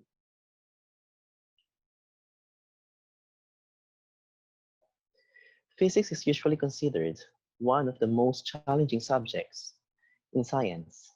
Hence, it requires laboratory practices to better understand the complexity of the topics. However, not all, especially the public schools, are capable of having adequate physics laboratory rooms. In addition to that, it has been a practice among science teachers in public schools to limit the number of laboratory activities due to limited facilities, equipments, and materials. Aside from that, both teachers and students are afraid to accidentally damage a laboratory apparatus due to its high price. As an outcome, a limited number of public school educators and high schools are exposed to laboratory practices in physics. Another pressing issue is the existence of COVID-19 pandemic, which is now considered as the most critical global health calamity of the century. As a result, the enhanced community quarantine has been implemented in the entire Luzon. Subsequently, classes were also suspended, and lot of employees were laid off from their work. Then the mere question is, how would you expect parents to avail digital platforms for their children attend to attend to online learning? Hence, this study offers an opportunity to benchmark an alternative distance learning system in the absence of internet access. Through microscale physics kits and context-based modular activities, the main objective is to come up with the handy-dandy lab kits and context-based modular activities in physics. Specifically, this study aims to conduct needs analysis, develop and validate learning materials, measure their efficacy, and of course, to analyze the result. If then necessary, revision must take place. If we're going to look back at K-12's conceptual framework in science education in promoting scientific and technological literacy, we could see that there are 8 frameworks, and one of which is contextualization of the learning materials. Embedded on it is the context-based learning approach.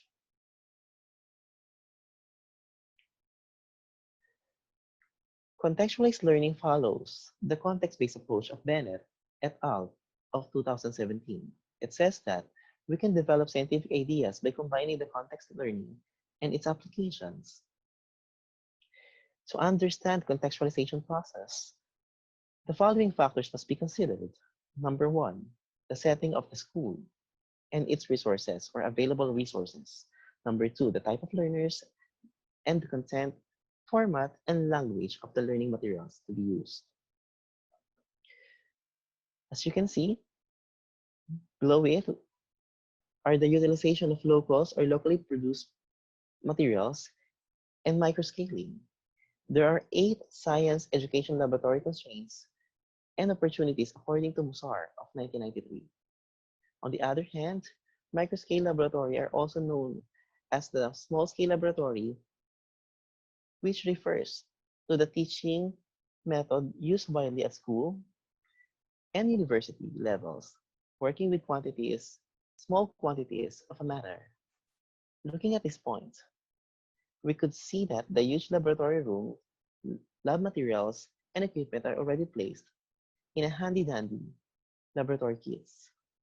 Besides, the activities require small amount of quantities needed in learning complex topics in physics.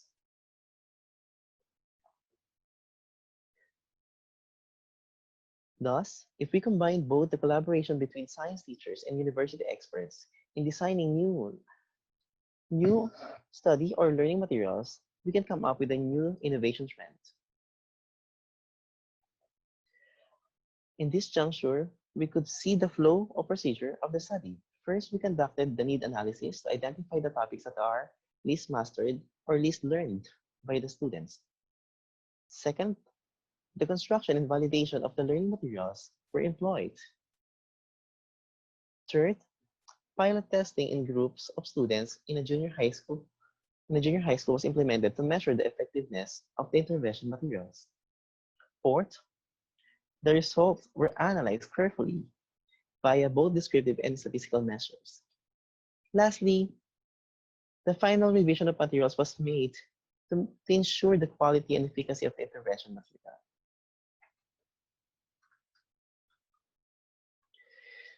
Figure 5 shows the percentage of mastery in physics. From here, we can notice that both controlled groups and experimental groups have gained knowledge in electromagnetism or in learning electromagnetism.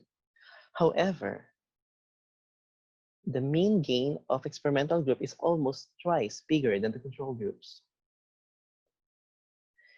Based on table 1 and 2, we could say that both methods engaged with control and experimental groups are effective. However, the mean difference in the experimental group is twice bigger than the control group, and there was also a significant difference between the performances in physics of both groups as shown in table 3. In addition, according to the descriptive survey feedback, both the microscale physics laboratory kits at home and context-based modular activities are were highly accepted by both experts and students, having a weighted mean of 4.3 on a scale of 5. In conclusion, the implementation of microscale physics labs at home and context-based modular activities in a selected junior high school has significantly increased the POSES mean scores and the percentage of mastery of the experimental groups and the control groups. Thus, the use of the intervention material was very effective in increasing the level of performance of the learners in physics, particularly in the topics of electromagnetism. The results are also similar to the result of the study of Brand 2009, Horton 2009, Parisi and Turner of 2008. There are several recommendations that can be suggested in the study. Number 1, to have better sampling techniques, have more respondents from private schools and public schools. Second, to conduct similar studies with few or some modification in terms of breadth that can be done to verify the consistency of the intervention in teaching physics. 3, More micro-scale lab kits can be reflected to teach more topics in biology, chemistry, physics, earth science, and integrated science. Fourth, other designs can be applied or used for this intervention. And lastly, for teachers to apply the intervention not only in laboratory but also in lectures to identify other factors affecting students' mean gain scores. The following are the resources or the references I use or we use for this study.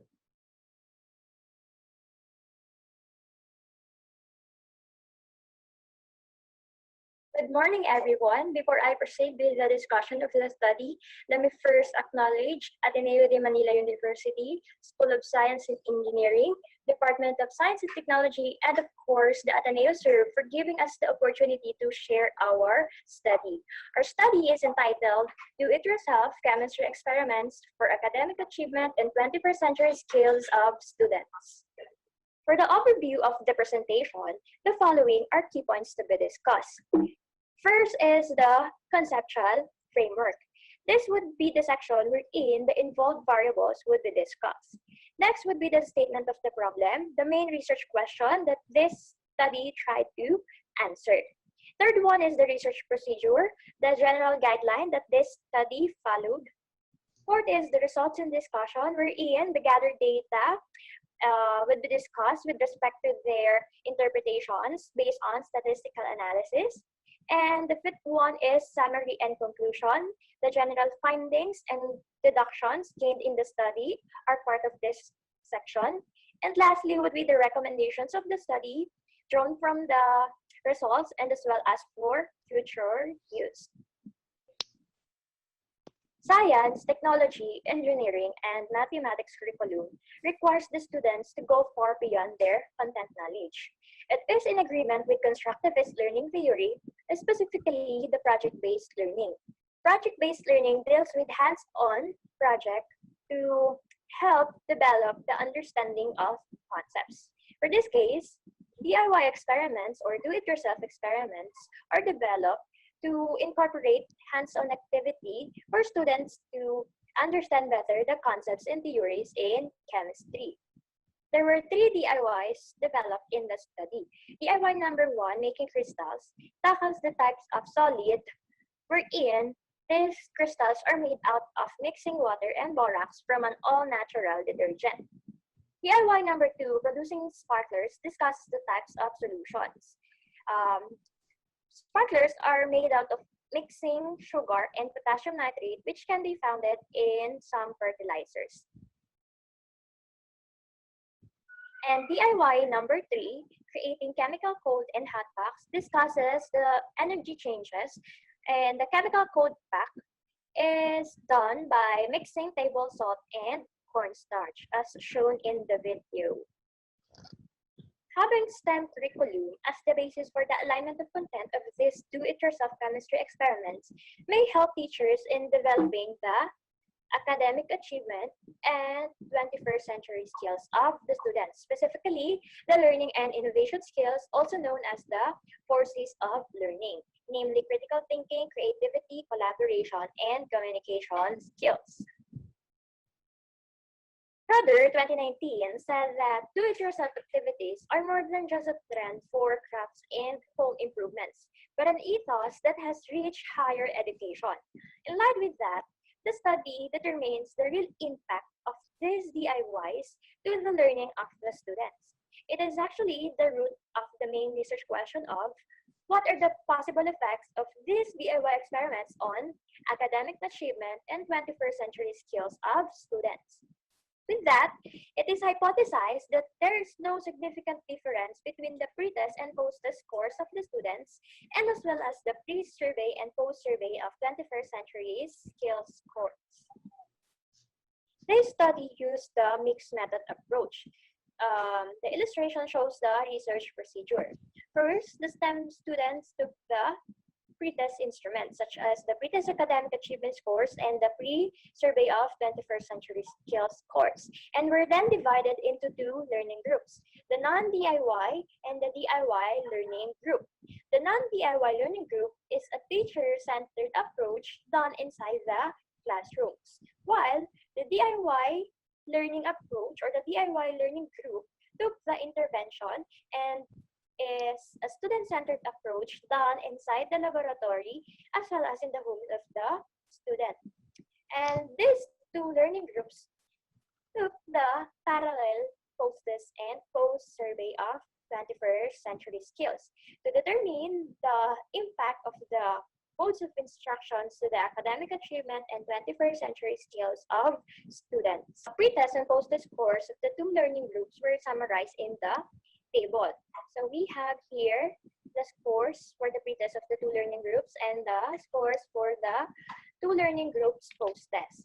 As we could see, we have a mean of 12.63 and a standard deviation of 3.34 for the non-DIY in the pre-test. While for the DIY, we have 12.05 mean and a standard deviation of 2.87, both of which falls in the category of developing level. The scores are ranging from 7 to 12.99. This level, according to Ateneo 2014, indicates that the students obtained a minimum knowledge and need help to transfer the knowledge or to apply the knowledge. While for the post-test scores of the students, the non-DIY learning group obtained a mean of 17.74 and a standard deviation of 3.24. These fall in the category of approaching proficiency level, wherein the students develop the fundamentals and need a little guidance to transfer the knowledge. While the DIY learning group obtained a mean of 21.88 and a standard deviation of 2.71. DIY learning group obtained the level of proficient level, wherein it is assessed that the students are independent in terms of transfer of knowledge and they obtain the fundamental knowledge. These scores were graphically represented by the following histograms. For the pre-test academic achievement scores, both graphs represents a positively skewed distribution wherein there are very few higher scores of students. While for the frequency histograms of post-test, it is shown that it is a negatively skewed distribution wherein there are very few lower scores after the conduct of two modes of instructions. To test if there is a significant difference between the non-DIY and DIY learning groups pre-test academic achievement scores and post-test academic achievement scores, independent sample t-test was done. For the pre-test, it is shown that there is no significant difference between the two learning groups, indicated by the p-value of 0.412.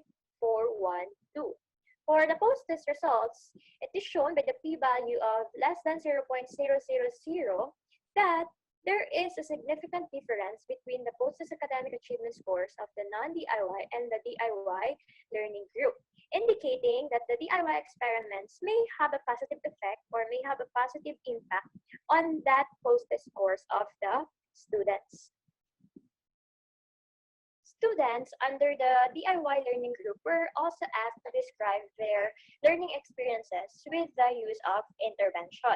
The workload analysis shown in the figure illustrates an additional benefit of using the DIY experiments.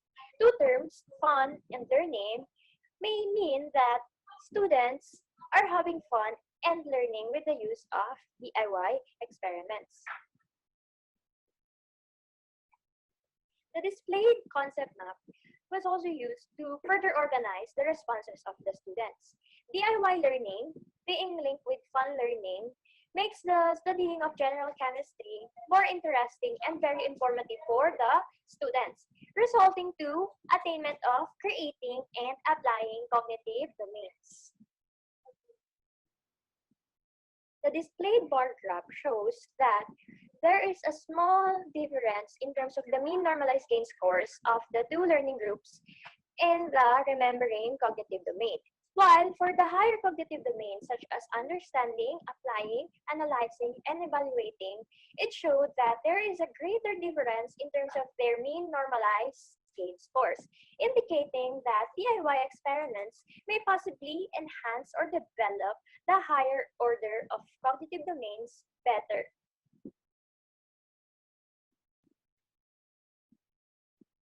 The table shows the independent sample t-test done to the mean normalized gain scores of the two learning groups by specific cognitive domains.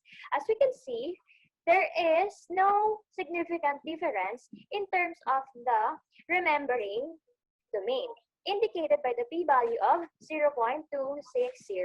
While for understanding, applying, analyzing, evaluating, we could see by the p-values presented here that there is a significant difference between the two learning groups: understanding, applying, analyzing, evaluating, cognitive domain.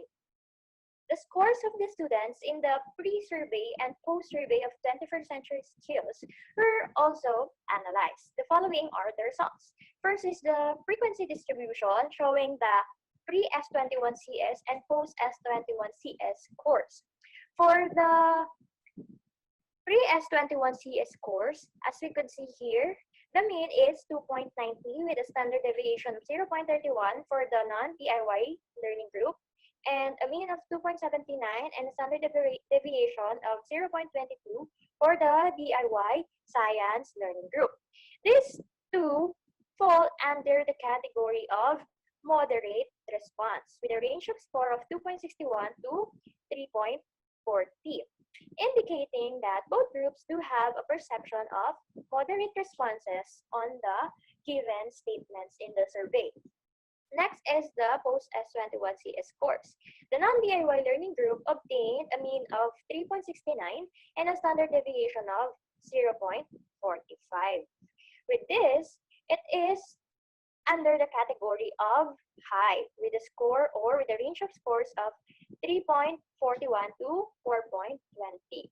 While for the DIY science learning group, they got a mean of 3.79 and a standard deviation of 0.35.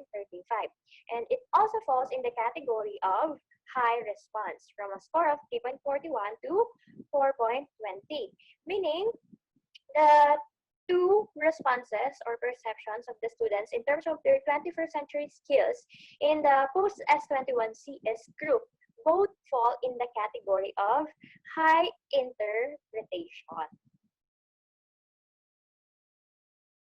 The post-survey of 21st century skill scores were graphically represented by the following histograms. First is for the pre-S21CS. The histograms show that the levels of agreement of students in terms of the given statements in the survey are very low, indicated by the following positively skewed distribution. While for the post-S21CS, it showed that it is a negatively skewed distribution for both groups, indicating that the level of agreement of students in the responses or in the statements are very high. To determine if there is a significant difference between the pre-S21CS scores of the two learning groups, as well as for the post-S21CS scores of the two learning groups, independent sample t-test was done. For the pre-S21CS scores, the p-value of 0.088 indicate that the non-DIY and DIY learning group do not have a significant difference in terms of their perceptions of 21st century skills. Meaning, before the intervention or before any mode of instructions, the level of agreement to the statements are of the same. For the post-S21CS scores, the p-value of 0.256 also indicates that there is no significant difference between the responses of the non-DIY and the DIY learning group. It only means that even after the conduct of two modes of learning instruction, the non-DIY and DIY learning group still have the same level of responses or perceptions of their 21st century skills. With that, DIY chemistry experiments were undeniably beneficial to the students' overall academic achievement. Thus, it is very helpful if it will be incorporated into future learning instructions, which will be valued by the students. With all of that, the following are the recommendations drawn from the results of the study. First is to do other DIY activities in the comfort of the student's home. Second is to investigate on students' profile and how it will influence the relationship of academic achievement and 21st century skills. While these are the recommendations for future research related to the conducted study. First is to modify other laboratory experiments, whether it is in biology or in physics subject. Second, measure acquired 21st century skills, not the perceptions. Third, explore other dimensions of 21st century skills such as the media, technology, and information skills. Fourth is to examine the competencies of the teachers and how it affects the 21st century skills of students. Thank you very much for listening to the presentation. For references,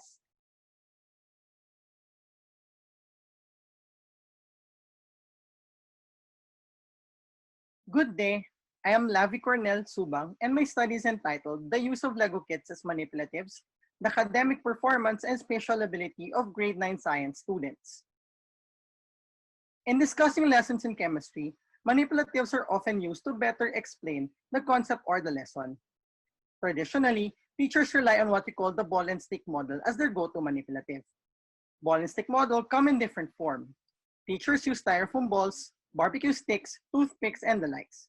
But there is a commercially available one, which is priced at 1,000 pesos or 2,000 pesos based on the number of and size of pieces.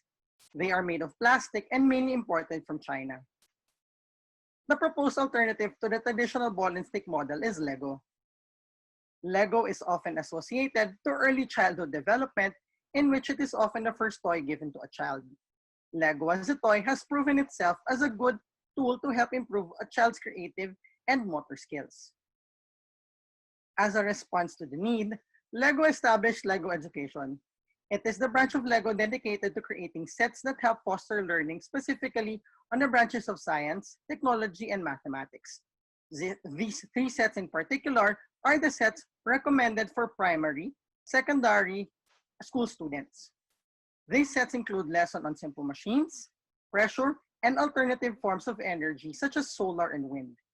Also, LEGO released sets specifically directed towards robotics called LEGO Mindstorms.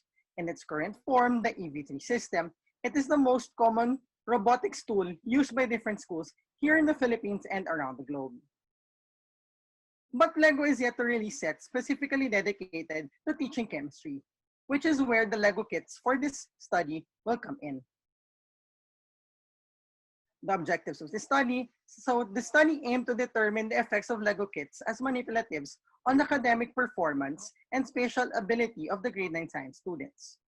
The study also aimed to determine if there is a significant difference in the academic performance and spatial ability between the students who use the traditional manipulative or the ball and stick model and the students who use Lego as their manipulative.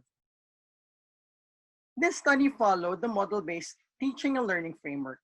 Model-based teaching and learning is accomplished through the discussion about and using the representation, which is often guided by the teacher who takes on the role of the facilitator for the participants of the discussion.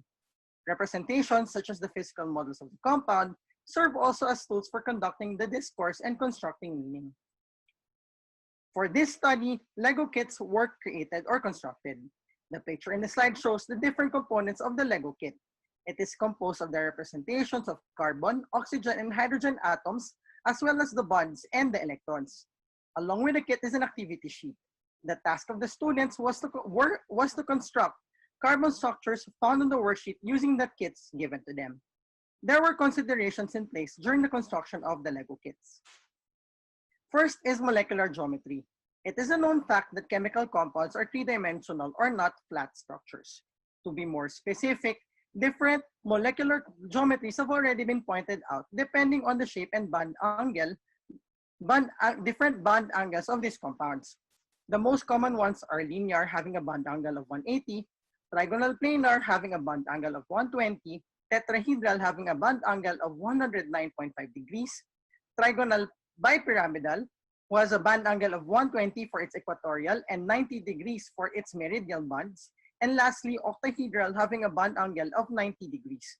The consideration in molecular geometry is the most important consideration and the biggest hurdle for the Lego kits to overcome, as it is the main feature of the ball and stick model. The picture in the slide show the Lego models of the different molecular geometries. The Lego kits were easily able to construct the models for linear and octahedral compounds, but not for the trigonal planar, tetrahedral, and trigonal bipyramidal compounds. This is due to the inherent boxy characteristic of Lego that easily conforms to the 90 and 180 degrees. Despite this hurdle, the Lego kit was able to achieve the 109.5 and 100-degree angles through the addition of extension parts. But the construction for these angles looks pilit or forced to fit. The other consideration was price and convenience. It was previously mentioned that the ball and stick model kit is priced at 1,000 to 2,000 pesos. The Lego kit was constructed with the Lego price range in mind. In addition, local outsourcing of Lego was also taken into consideration. With the resurgence of popularity of Lego here in the country, more and more local retailers, and not just official Lego store branches, are already offering Lego in parts basis, where you don't have to buy sets anymore to get specific parts, unlike the ball and stick model kits, which can only be bought in sets and not by parts. Here are some samples of the constructed figures for the Lego group, and this one for the ball and stick model group. The study followed a quasi-experimental research design in which pre-test, post-test was used to measure the students' academic performance, and an initial and final test was used to measure the students' spatial ability. The study was conducted in Ateneo de Manila Junior High School on 2 of their regular science sections. Each regular science section has a population of 30 to 35 students. The student's cognitive skill quotient, or CSQ, was used to determine which sections will be used or best fit for the study. The CSQ data was provided by the Testing Research Office of the school. The research instruments include the pre-test and the post-test for the academic performance, and the initial and final test for the spatial ability. Both tests were rated using the AGHS grading system, with 75 out of 100 is the passing score.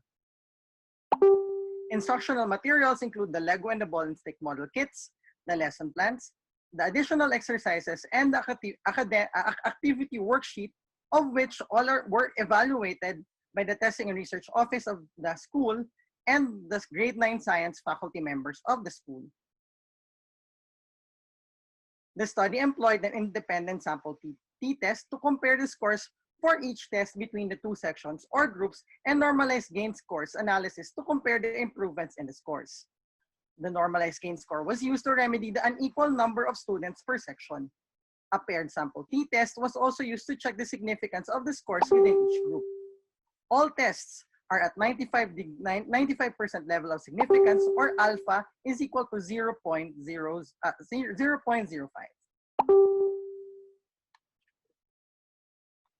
During the activity, it was observed that the Lego manipulative group was more receptive to the kit that was assigned to them compared to the other group.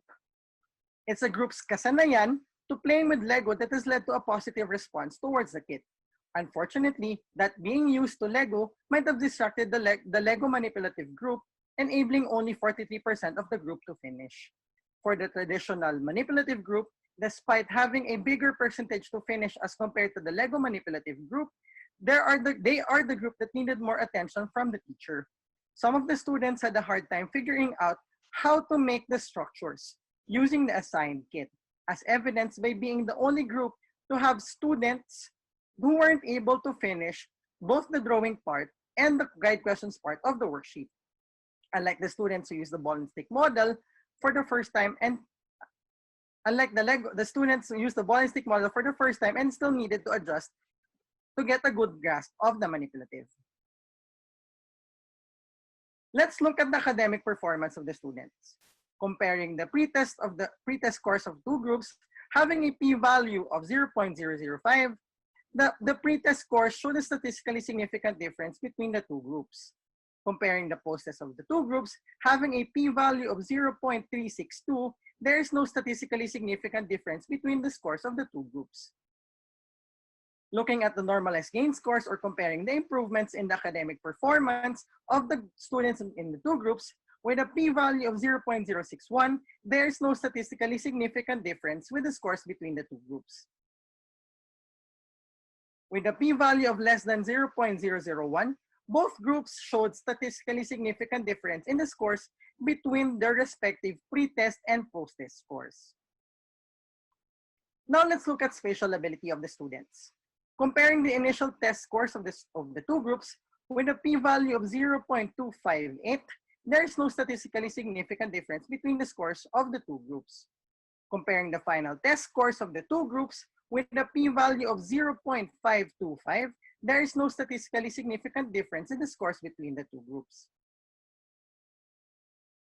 Looking at the normalized gain scores or comparing the improvements in the spatial ability of the students in the two groups with a p-value of 0.550, there is no statistically significant difference with the scores between the two groups.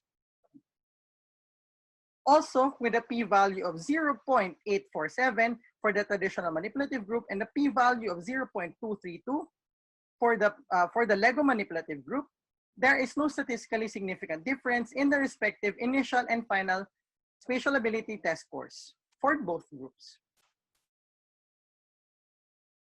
Looking at the academic performance of the students or for both groups were able to achieve a passing grade based on the AGHS grading system.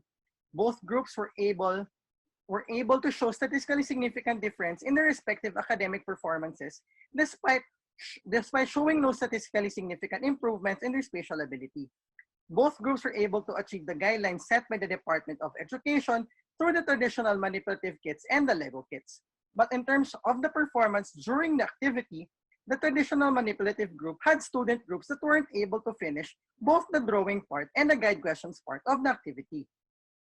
They are also the group that needed more attention from the teacher as compared to the Lego manipulative group, which took the activity as more of a play time rather than a serious activity. Looking at the spatial ability, there were no statistically significant difference in the spatial ability within the groups and between the two groups. For the traditional manipulative group, having the traditional ball and stick model introduced to them for the first time and was only given a 40 minutes to tinker with the manipulative is not enough to make significant improvements in their spatial ability. If they were given certain period of time to master the use of the manipulative, a possible improvement in their spatial ability might be seen. For the Lego manipulative group, it was observed that during the activity, most of the figures that were made were 2D rather than 3D. This can be attributed again to the limitation of Lego as a manipulative kit, being a kit that despite the design is still having difficulties in making 3D structures of the atoms. A completely new brick designed for the kit as a central atom can be used to solve the current limitation of the Lego kits. This picture shows a 3D mock-up design of a new brick that will serve as the new central atom of the Lego manipulative kit. It was designed using pre-existing Lego parts and the Lego CAD, a virtual Lego CAD software used by Lego artists here and around the world. Comparing this brick design to the one currently on the kit, it can properly model the correct angles of the different molecular geometries previously mentioned without adding extension parts. Comparing this brick design to the central atoms being used in the traditional manipulative kits, this can be considered as a catch-all design, in which one central atom can already model the different bond angles. Finally, this brick design can easily be 3D printed provided that the user has access to the 3D design of the brick, unlike the traditional manipulative, again, that you can't buy specific parts in by parts basis. In summary, comparing the pretest and with the post-test scores of both groups or within the group analysis, there is a statistically significant difference in the pretest and the post-test scores for both groups. But there is no statistically significant difference in the normalized gain scores between the two groups. Comparing the initial and final spatial ability test scores of both groups or within the group analysis, there is no statistically significant difference in the initial and final spatial ability test scores for both groups. Also, there is no statistically significant difference in the normalized gain scores between the two groups. Despite having a positive feedback for Lego manipulative kits, the students enjoyed playing with the kits that they couldn't complete the activity.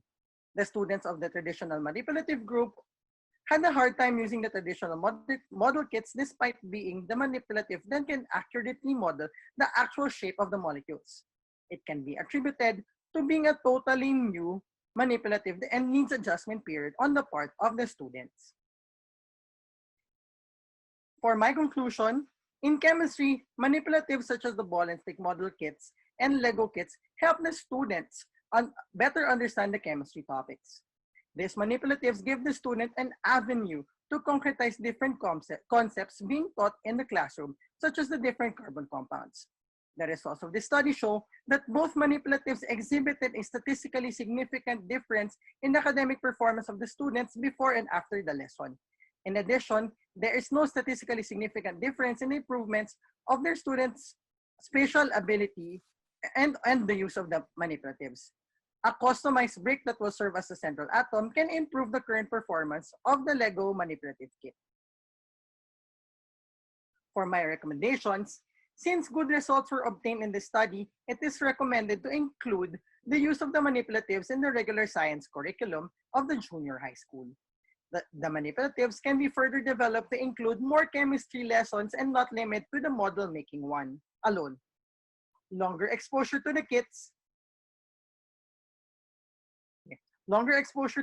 by the students can further the results of the study. If the study will be replicated, rather than following the same kit parts, a 3D customized brick can already be printed and included as part of the kit. Lastly, if the study will be replicated, rather than conducting the study in a regular section, the study can be conducted in a star or advanced sections with equal number of students. A focus group discussion can also be included in the study. And here are my references.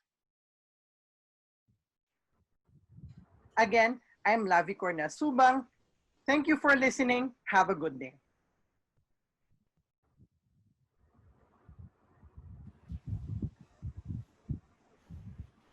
Thank you very much, Ms. Ong, Mr. Sagkal, Ms. Samin, and Mr. Subang for your very well-prepared and wonderful presentations. I think our audience or participants have really found the relevance of your studies in this given pandemic. At this point, we're now proceeding at the open forum. So may I ask all presenters, the 5 presenters, including Ms. Lamoste, to please turn your cameras on to be recognized for the open forum. Again, for all the presenters, the 5 presenters for this day, please turn your cameras on to be recognized for the open forum. Kindly allow me to read some questions to the presenters from the body as sent at the Zoom chat box. I would read the questions in order, starting from Ms. Lamoste, who came first. Ms. Lamoste, our first question here is, what hardware does AR or does augmented reality require? Okay, one of the most promising technology at the moment after smartphone revolution is AR. So mobile device, gadgets, tablet, laptops, or desktop computers typically contain processors, GPS, display camera, microphone. These are all the hardware that is being required for AR. The only thing that would matter per application is the software version, whether they're using Android phones or iPhone users. So they would need to check the compatibility. All right, thank you, Ms. Laika, for that question. For that answer, I mean. We have another here. The use of augmented reality, apart from concept understanding, augmented reality or AR might also be of great help in engaging or motivating students in the lesson. However, how can they use it if they do not have any gadget with them? This is a problem since AR requires mobile phones, gadgets, no. But the only thing that is good here is that you can use AR online or offline. So kahit walang internet connection, they can use it. Like what we did in our study, we have developed a module for AR, one module for AR that including all the learning competencies that they would need to achieve. So I think I have answered the question. Okay, thank you, Ms. Laika. We have another here. What could be the most challenging part regarding augmented reality in the new normal? Okay. AR technology solves important problems many companies face with, like to our frontline workers. And in terms of education, the challenge for educators is to create their own AR conceptualized to their learning. So like what I have done in the study, I use a AR platform to create lessons and activities meant for my class. So I think also the capacity of the teachers in terms of their IT skills is necessary. Okay, okay.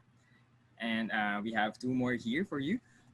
Aside from the features you mentioned, is there a way to explore the internal parts of the leaves, stem, or other parts of a plant?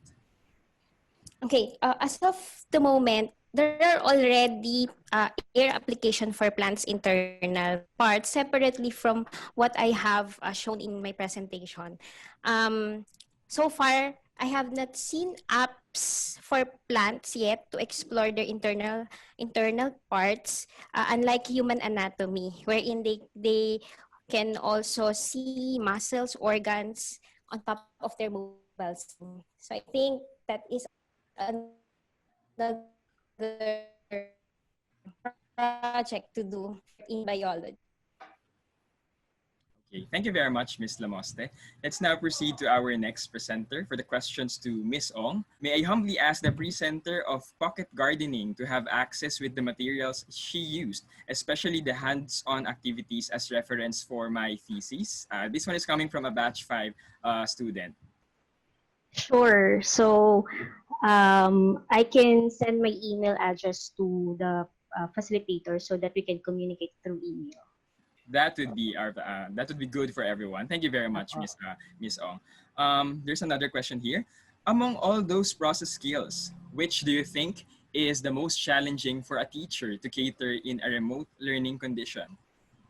Um, Siguro yung integrated process skills na like from experimenting down to data analysis and then yung conclusion. Kasi most especially when it comes to the monitoring of the conduct of the experiment, of course, we cannot be there to monitor what they're doing. So the most important part there is that before the student conduct the activity or the investigation, they should have a well-planned experimental design. So dyan papasok ngayon yung pag-feedback mo sa proposal ng bata, especially when you look at the procedure.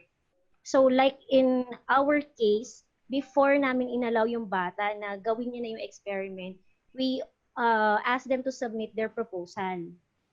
And then, chine-check talaga namin yung step-by-step procedure.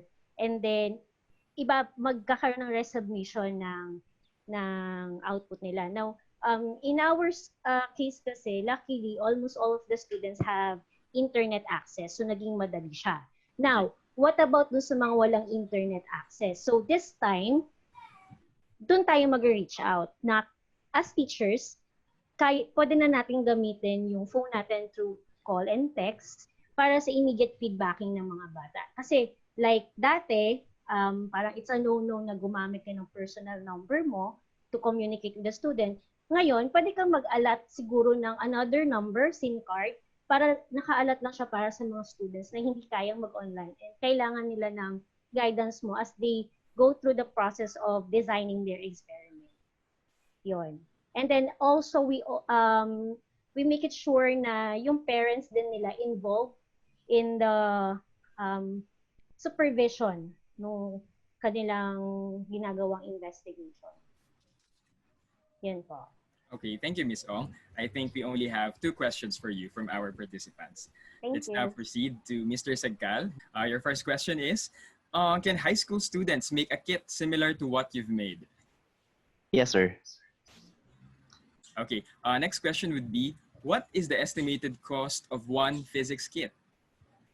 Upon looking at my data, the kit is subdivided into two in terms of costing. Okay, the first one is the common materials used in teaching physics, and that's a total of 144 pesos only. And the other one, for the common materials, just like the electronic multimeter and electronic balance batteries. No, batteries rather, batteries, yeah. And for the materials, per kit, it will cost them individually 712.75 pesos to be exact. Okay, thank you, sir. Let's now go to the third question. Mr. Sagkal, you highly suggested that using lab kit can be done in other subjects as well. For other teachers who might want to replicate your study, can you share with us the challenges that you encountered and how you addressed them? Okay, the first question is, what are the challenges encountered? Okay, number one is the tedious process in developing and validating the materials. Okay, and my answer and my response to that is one major factor that helped me succeed in this study together with my co-authors are is our passion in teaching, and second is the full support of Ateneo, the UST, and DepEd community, and so with the parents as well. Okay. Okay, for laboratory activities naman, it requires longer time than lecture or class discussion. Ganun. So you have to spend more time in teaching the students. So sometimes we go to school every Saturday just to implement or to continue the laboratory experiments in school during this time. During that time rather. Yeah. Okay, okay. One more follow up. What are the things that they have to keep in mind, especially if the lab kits are given in a remote learning setup? Number one that they have to consider, just like I presented in my presentation, is the available resources that they have in school or within their community or in within the barangay. Then from that, we can actually contextualize the module or the activities in come upping with the kids. Okay, so ano yung mga materials na meron sila that is very abundant within that area that we can actually utilize. Ganun po. Then after which, we have to identify the types of learners. Are most of the students actually able to speak in English, or should we translate the module in Tagalog, okay, or in Filipino? Ganun po.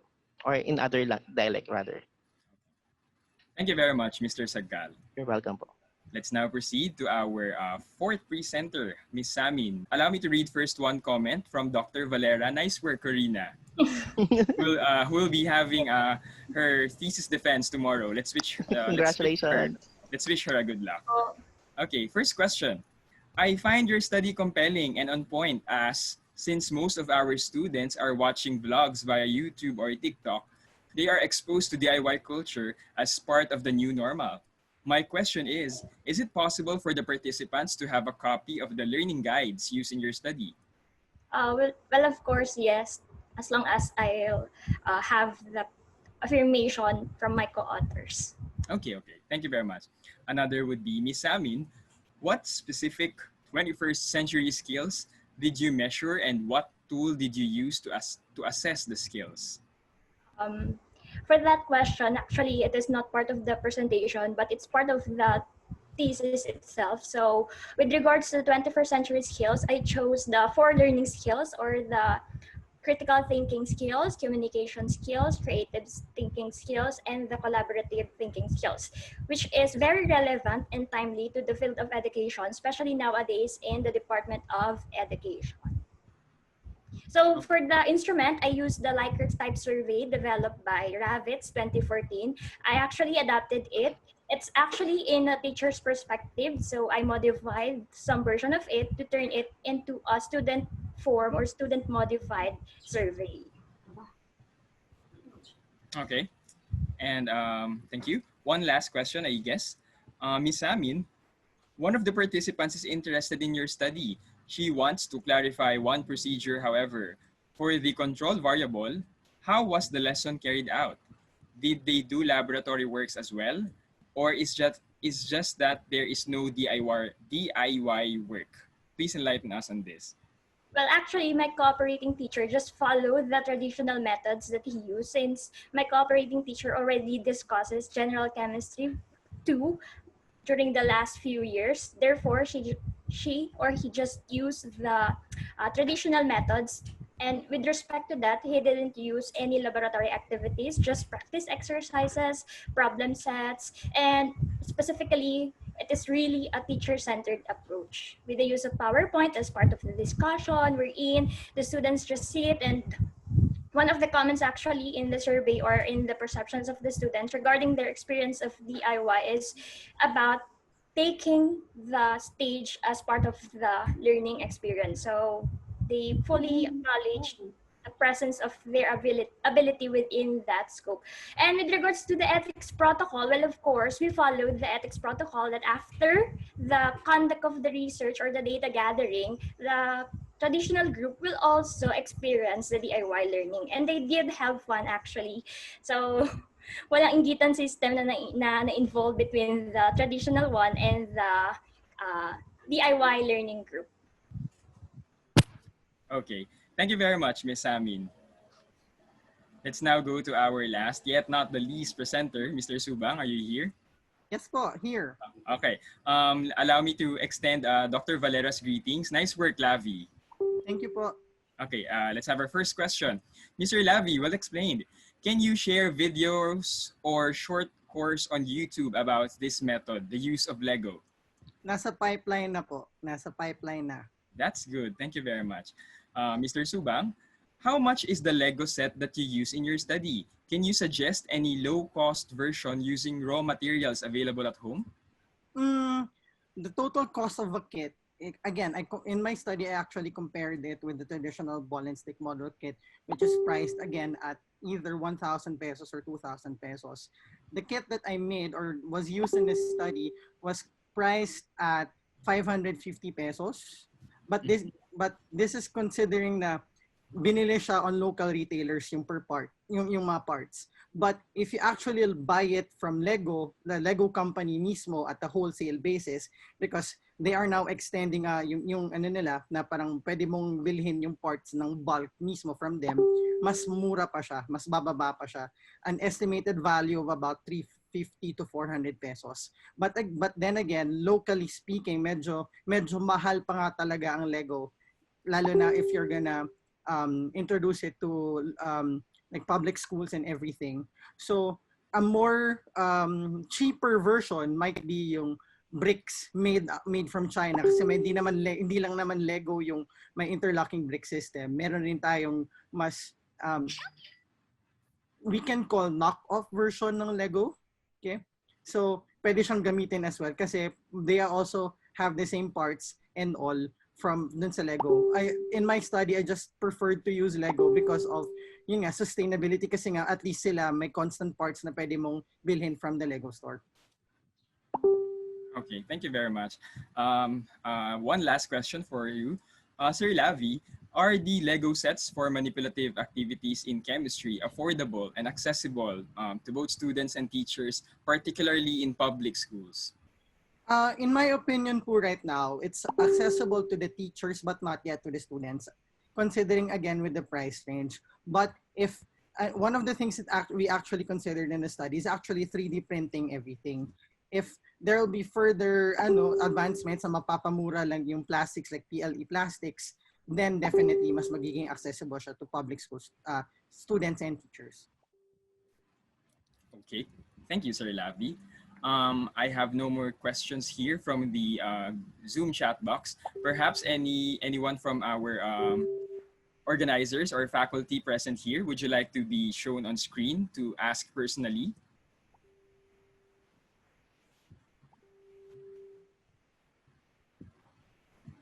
Okay, I think silence means none. All right. So thank you very much to our presenters. Hello. Ay, Cathy. Dr. Cathy, okay.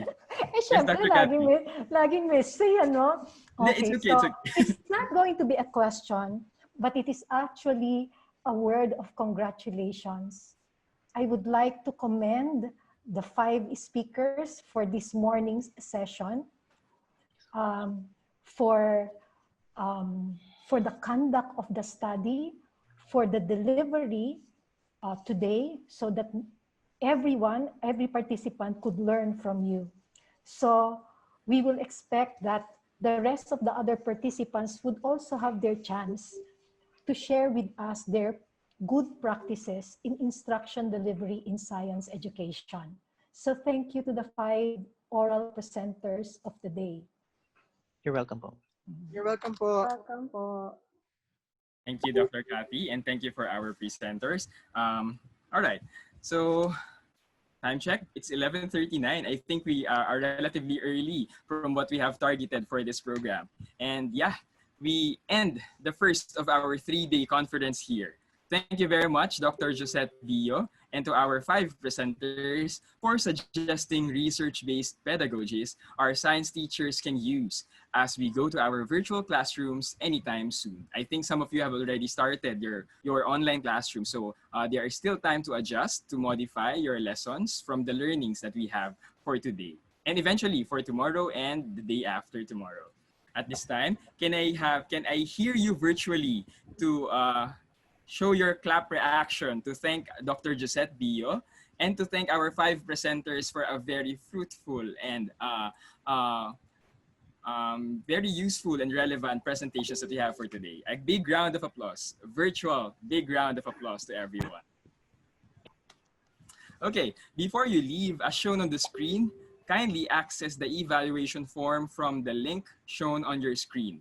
Your certificate of attendance will only be given upon accomplishment of the form from this link until 5 p.m. today. Again, before you leave, kindly access the evaluation from the link shown on your screen. It's bit.ly/serve 2020 day 1. Your certificate of attendance will only be given upon accomplishment of this form from the link until 5 p.m. today.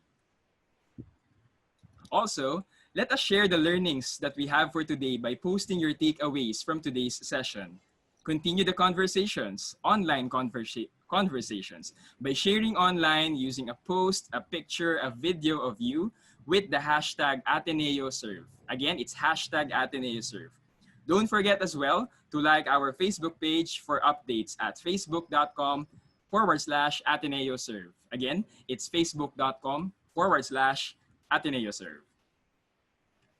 We hope to see you again tomorrow for another productive learning experience with fellow educators and researchers. This is Mark Ordonio. Good afternoon, everyone, and please stay safe and sane. Thank you.